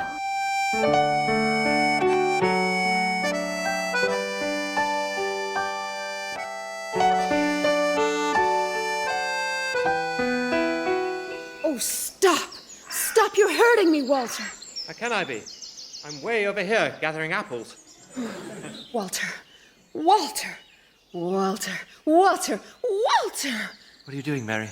Well, I'm practicing the many variations of uttering your silly English name whilst in the throes of passion. You make it sound so frightening, as well as daunting, not to mention painful. Oh, yes. But apparently it's the sweetest kind of pain, and there's no use in delaying it any longer. Give me one of your apples so I can at long last bite into the forbidden fruit. See, Walter, how the juice runs down my arms. Here, you must taste of the same nectar. Let the juices intermingle. Oh, Mary. Yes, my love? You're sitting on my arm. Oh, I'm sorry. It's gone all tingly. Oh, put it around me, Walter. Then it will feel fine. There. Oh, my irrepressible Mary. I've tried to remain unsullied throughout our courtship, but your charms are so overwhelming that now I'm becoming overwhelmed, for want of a better word. Oh, then let's succumb to the overwhelmingness of it all. Lay me down on nature's carpet, being careful of the pine needles. Haven't we waited long enough? Well, I certainly have, since puberty's alarming onset. Yes, and so have I. So have you. But I assumed that... Assumed what, Walter? You mean to say that you've never actually... Indeed not, Walter. But all those occasions when you've groped and nipped at my... Oh, well, that's mere prologue, as I understand it. So, that would mean you're still a, Technically. Well, so am I, technically. I've picked up the essentials around the barracks, of course. Brawny snippets of saucy dialogue that cause me strange rumblings in my nether region. Oh, yes. And I've read my share of moist and steamy romantic novels, but they've always tended to dissolve into metaphorical meanderings which left me panting yet unfulfilled. And I've listened in the night to McGurk's lusty lyrics involving such things as diddling the diddle with his diddle-daddle stick. And I've ridden many a wild Mustang and felt its powerful thrust in my loins. Oh, good Lord, I can't stand it. Take me, Walter. Yes! Now! Oh, if not for these accursed military breeches. Shall I help you? Oh, they're a little complicated. Oh, you Brits and your obsession with buttons. Ouch! Mary, is that you? Oh! Good day to you, Mrs. Spriggs. Captain Brimshaw. At your service, madam. Is this a bad time? Yes, go away! No. It's a fine time. How may we assist you? Well, I must find Ezekiel. Have you seen him? Why, no. Sorry! He's discovered Abraham Smith is the father of our child, and he ran off vowing to take revenge on him. Oh, but that's insane.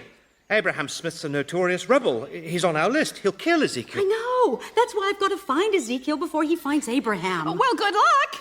Ezekiel loves me so much, and I've been horrible to him. Oh, right. Well, try the next forest along. But he's a decent and good, if homely man, and now I find I've grown fond of him. If you'll allow me to put my indiscretion behind me, we can and will find happiness. Fine. Happy hunting to you. Bye now. I'm going. Oh, one thing, sister. What? Those buttons unsnap. You don't have to bite them off. Be careful, Cora. Hey, what do you know? Look, they do unsnap. Oh, so they do. You didn't know that? No, I suppose that explains why it takes me so long to put them on in the morning. Well, do you think you might wriggle out of them now, then? What? Just like that? What, do you want a string quartet? Well, it's just I'm a bit distracted. Why? Well, perhaps that rebel patrol pointing those pistols at us has something to do with it. Where? Over here. Yeah, best get those bridges snapped up, lobster back. Put down those muskets. I know you boys. And we know you, Mary Oliphant. And from where we stand, it appears you're consorting with the enemy. Not yet, I haven't. Sort us interrupt us then. We're taking you and the teabag prisoner in the name of Abraham Smith. Do up your buttons, you scurvy English weasel, and come with us. I'll not be taken prisoner by mercenaries. Then we'll have to kill you. However, I don't consider you chaps mercenaries in the strictest sense, more like slightly over-enthusiastic patriots.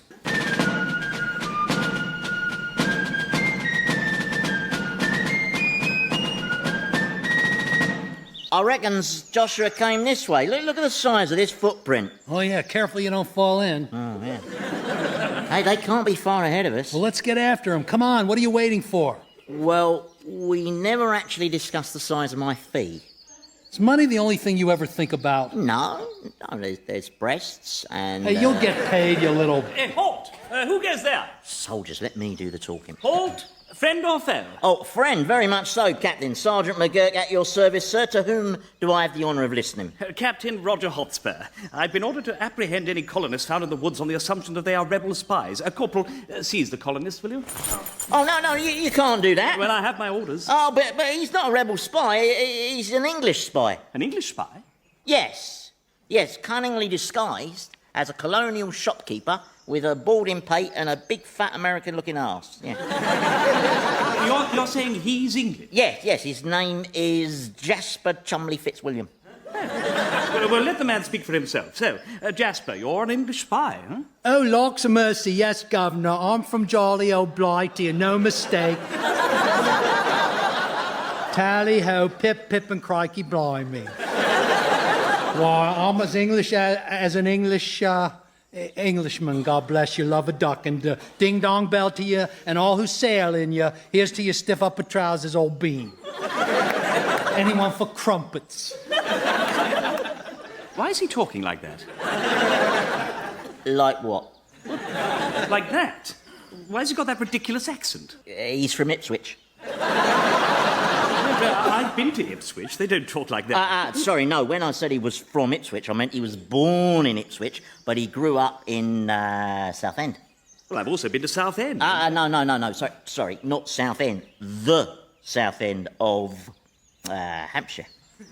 Whereabouts in South Hampshire? Haven't. Now. Got a clue whereabouts in Hampshire? I really haven't got the foggiest, sir. But why is he so quiet? Well, he's shy. Most spies are. They shun the limelight, spies. Jasper, which part of Southampton are you from? Only my family's from Portsmouth. Well, mine's not. I'm from a little-known village called Little Tiny Hamletville Gulch. Little Tiny Hamletville Gulch? Yes, on Stoke. Do you know it? I can't say I do, no. No, well, it's a tucked away little spot, which is why it has this unique accent, which keeps changing. Oh, well, you learn something new every day. Yeah. Well, look, we must be on our way. Captain Jasper here has lots of spying to do, to help defeat these damn rebels. Oh, indeed, may God jolly well mangle their beetroot, the bally old bounders. Beetroot? It's a local expression. Right. Yes. So, tell me, Jasper, can you do a convincing American accent then? Sure can. Oh, that is brilliant. Did you hear that, boys? Very good. Yes, well, say something else. Go on. Down with the king. Perfect, yes. You redcoats are scum. Oh, bravo. That is uncanny. Well, we'll leave you two to carry on with your espionage. Those rebels don't stand a chance, what? Goodbye, Jasper. Cheerio. Cheerio. Are all British soldiers that stupid? Only the ones in command. My English accent was pretty impressive, wasn't it? Yeah, it was special, yeah.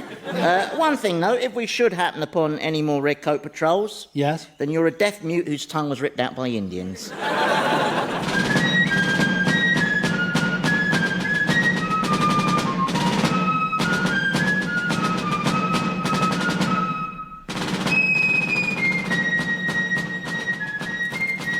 Thanks for the roasted goat, Abraham. Delicious. Tasted like chicken. And the hooves were nice and crunchy. It's really been a lot of fun hanging around with you in your secret hideaway with you and your bloodthirsty rebels. Abraham, but I have to go home now. My father's going to be worrying where I am, and he needs help with the heavy stuff. So I'll just be heading back to... Quiet! Or I could stay a few more minutes. Maybe have some dessert. But after that, I really must be going. Abraham, if that's all the same to you. Quiet. Well, I noticed some of your men drawing placards with my likeness above a slogan, which I'm told reads, Big Joshua says, killed the red-jacketed bastards. That's a nice slogan, but I'm not for outright killing. No.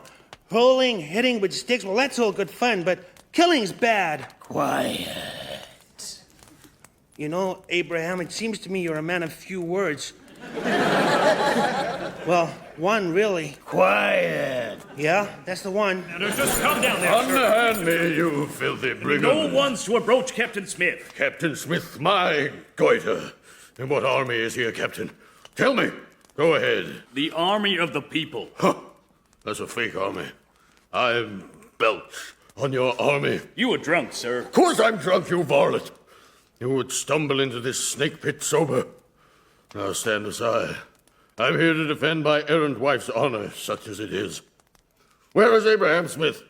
Prepare to be challenged. Which one of you is Abraham Smith? I am. All right, then. You're a big lad, aren't you? Well, no matter, I'll show you no mercy. I haven't trudged all this way to go whining off into the sunset like a yellow mongrel. The gauntlet's been thrown. The die is cast. The cat's out of the bag. The fat's in the fire, the goose is cooked, the proof's in the pudding. The cheese stands alone. Hello, Ezekiel. Joshua. Oh, it's you behind me. I thought I was standing in the shadow of a tree. Don't tell me you're one of these mercenaries. I'm the hero, and they're putting me on their recruiting posters. But I'd rather go home. Well, I shall escort you home as soon as I've given this scoundrel a thrashing. What do you say, Smith? Speak, man. Speak. Isn't the carrot-topped, swaggering leader of a rebellious uprising supposed to be at least capable of speech? Pick your weapon, you pork-filled bag of lard. I'm going to annihilate you. Oh, good. You can speak. Very wide vocabulary, in fact. Your weapon. My weapon. Dancing. That's my weapon, the minuet. Whoever trips a light more fantastic, so shall he win. And I think you'll find I'm quite fancy on my feet for one so seemingly chubby. Have a you then. Strike up the band. I'll pick the weapon then. No. You don't get to choose. I get to choose. I'm the guest. And I choose big, heavy stones that you mustn't lift and throw, but you can roll them, not too fast, along the ground. You can't go in there, man. Hands off me! Cora? Leave me alone! Cora, how did you find me in this godforsaken encampment tucked away in the wilderness? Like the lair on the banks of the Tiber of the wolf-suckling twins, Romulus and Remus, who when grown slew Amulius and restored the throne to Numitor. What was the question? No idea. Still you're here. So watch me outdance this dastard, even at the risk of death. There will be no dying today, husband. I'll be the judge of that. Tie them all up!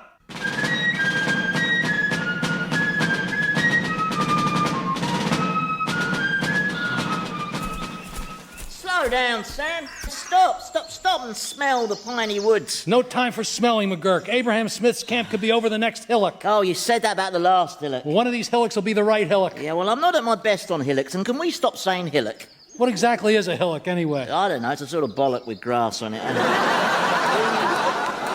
Try to keep up. Well, you try to keep up your two-legged git.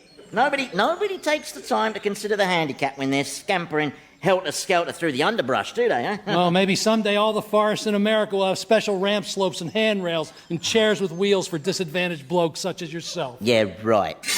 That's far enough. Oh, no. It's another patrol. It's Americans this time. Yeah, is it me or is the entire population of North America in these woods today?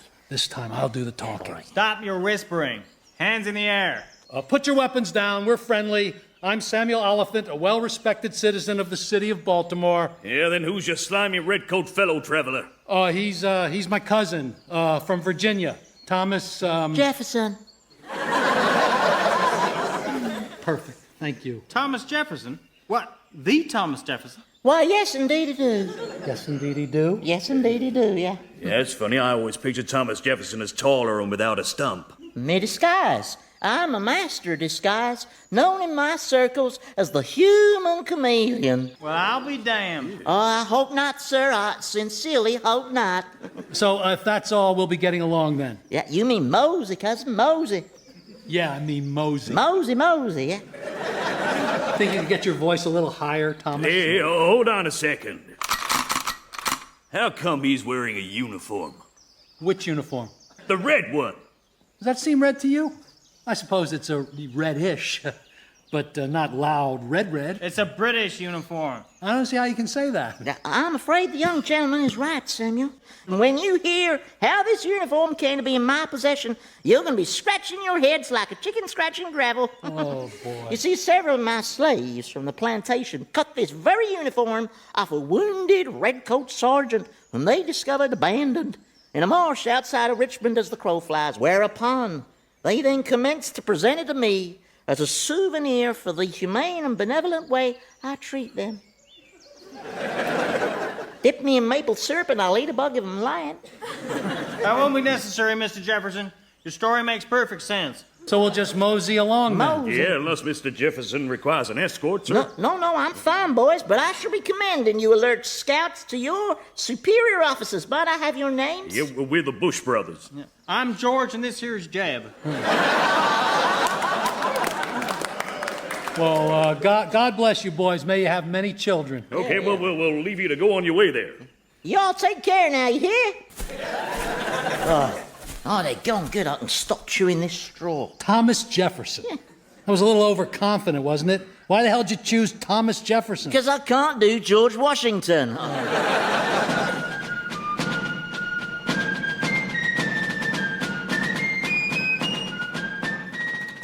So, please, Abraham, I beg of you. What I'm asking you is please do not harm Ezekiel. Ignore his challenge. Quiet! Eloquent as usual. You see, Ezekiel is basically a good man, the father of my child. He may not be the barrel-chested, handsome, brooding warrior whose smoldering glances still make me go weak in the knees, but he's an honest, caring man who loves me and loves my son. He likes me too. Yes, thank you, Joshua. That's very and if helpful. He had a dog and rabbits, he'd like them yes, too. But I. And pie. I really like pie. Could you please both shut up? My husband can't fight you, Abraham. He's drunk, and even if he were sober, he fights like a daisy. A mighty daisy. He's just bewildered and confused by my reckless behavior. And I understand it. Stop pushing us! Remove these shackles, damn you. Mary! Joshua!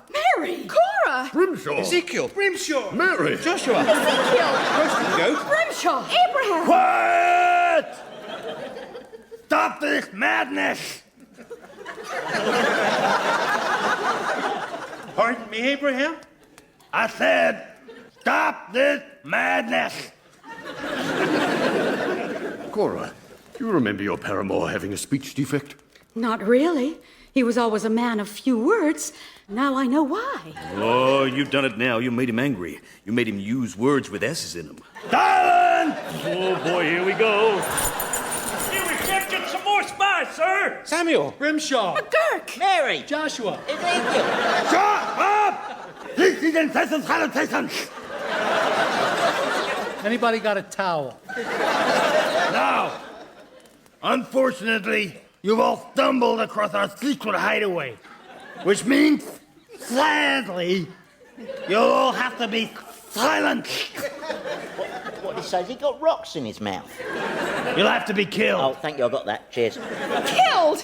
Is this what we're fighting the revolution for? The freedom to kill innocent people? You big red-headed plug-ugly lummox! You don't take that personally, Mr. Smith. She's had a bad week. Women stuff. I'm ashamed I ever knew you, Abraham. I'd like to spit in your face. Her as well. Bad weeks all around. May I say something? By the powers vested in me by His Majesty King George, I have no choice but to place all of you rebels under arrest. There's 30 of us rebels and just 2 of you redcoats. Yeah. Actually, it's 31 rebels and 1 redcoat. Yeah, I've suddenly gone over to the cause of liberty, joining you patriots. God bless America. Yankee Doodle Dandy, pass the apple pie. Eh? You know what I mean? No, you don't. Oh. Get back there and prepare to meet your maker. Hey, that was good. He said that all without a single S. Blindfold the men, and then bunch them up together. That way we can save on ammo. Go on, bunch them up. Yeah, I'm sorry about this, Mr. Jefferson. That's all right, Jim. All right, men. Prepare to fire. This is tantamount to murder! No, you're wrong there. It is murder. Nothing tantamount about it. Yeah, no, I don't mean to be pedantic, man. Prepare to fire, men. Ready, aim. Not so fast, Abraham Smith. Oh, not another one. Who are you? My name's Elizabeth. Stale biscuit. Right, Stale Biscuit.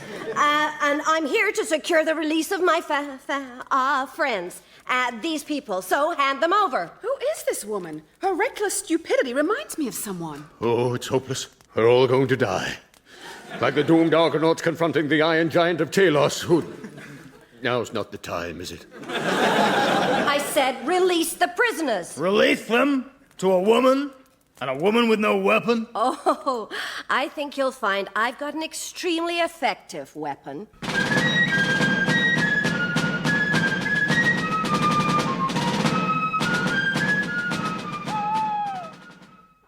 Hot chocolate, Captain? Ah, thank you, Samuel. Funny old day, really. Wasn't it lucky, old Mrs. Stale Biscuit turning up like that, buying off the rebels with all that money? Yes. And didn't she have a lot of money? She gave each of those rebels £300 to disperse. Yes. And then she... Why are you telling me all this? I was there, wasn't I? Well, I'm just recapitulating for my own benefit, trying to take in the enormity of it. You make a nice hot chocolate, sir. Thank you very much. Mrs. Stale Biscuit mentioned to me that she'd very much like to invest in your shop. Oh, did she? Well, perhaps I'll consider that. Possibly. And that she'd like to see more of your children, apparently. Really? She saved your life, so you're in her debt, Isn't really. it time you went to bed, Captain? Yes, actually, I am pretty bushed. Oh, by the way, Sergeant. Sir? Your court-martial's at 10 o'clock tomorrow morning. Court-martial, sir? For desertion.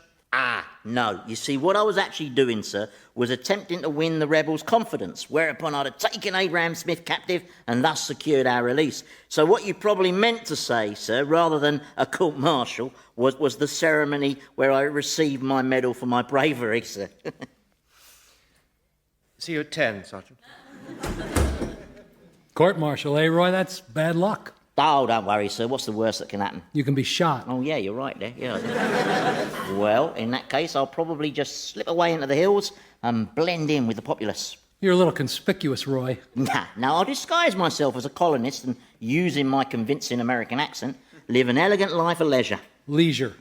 We Americans say leisure. Why? We just do. Try it. Leisure. Leisure. Leisure. Leisure. Leisure. Leisure. I can't do it. All right. Don't get frustrated. Frustrated. Frustrated. Frustrated. Frustrated. Frustrated. All right. Try another word. Eggplant. Aubergine. It's eggplant. It's not a plant and it doesn't lay eggs. Yeah, but if you go into a store and you ask the clerk Clark. Clerk. You know something, Roy? They'll spot you right away. You just don't stand a chance. Chance. What? Chance. The word is chance. The words is no, not you chance. see, Why Sam, is this every is word... why war is inevitable.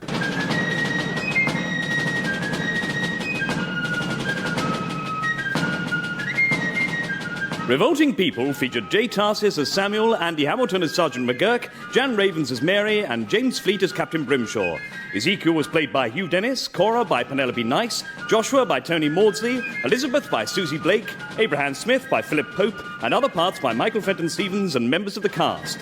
Revolting People was written by J. Tarses and Andy Hamilton and produced by Paul Mayhew-Archer.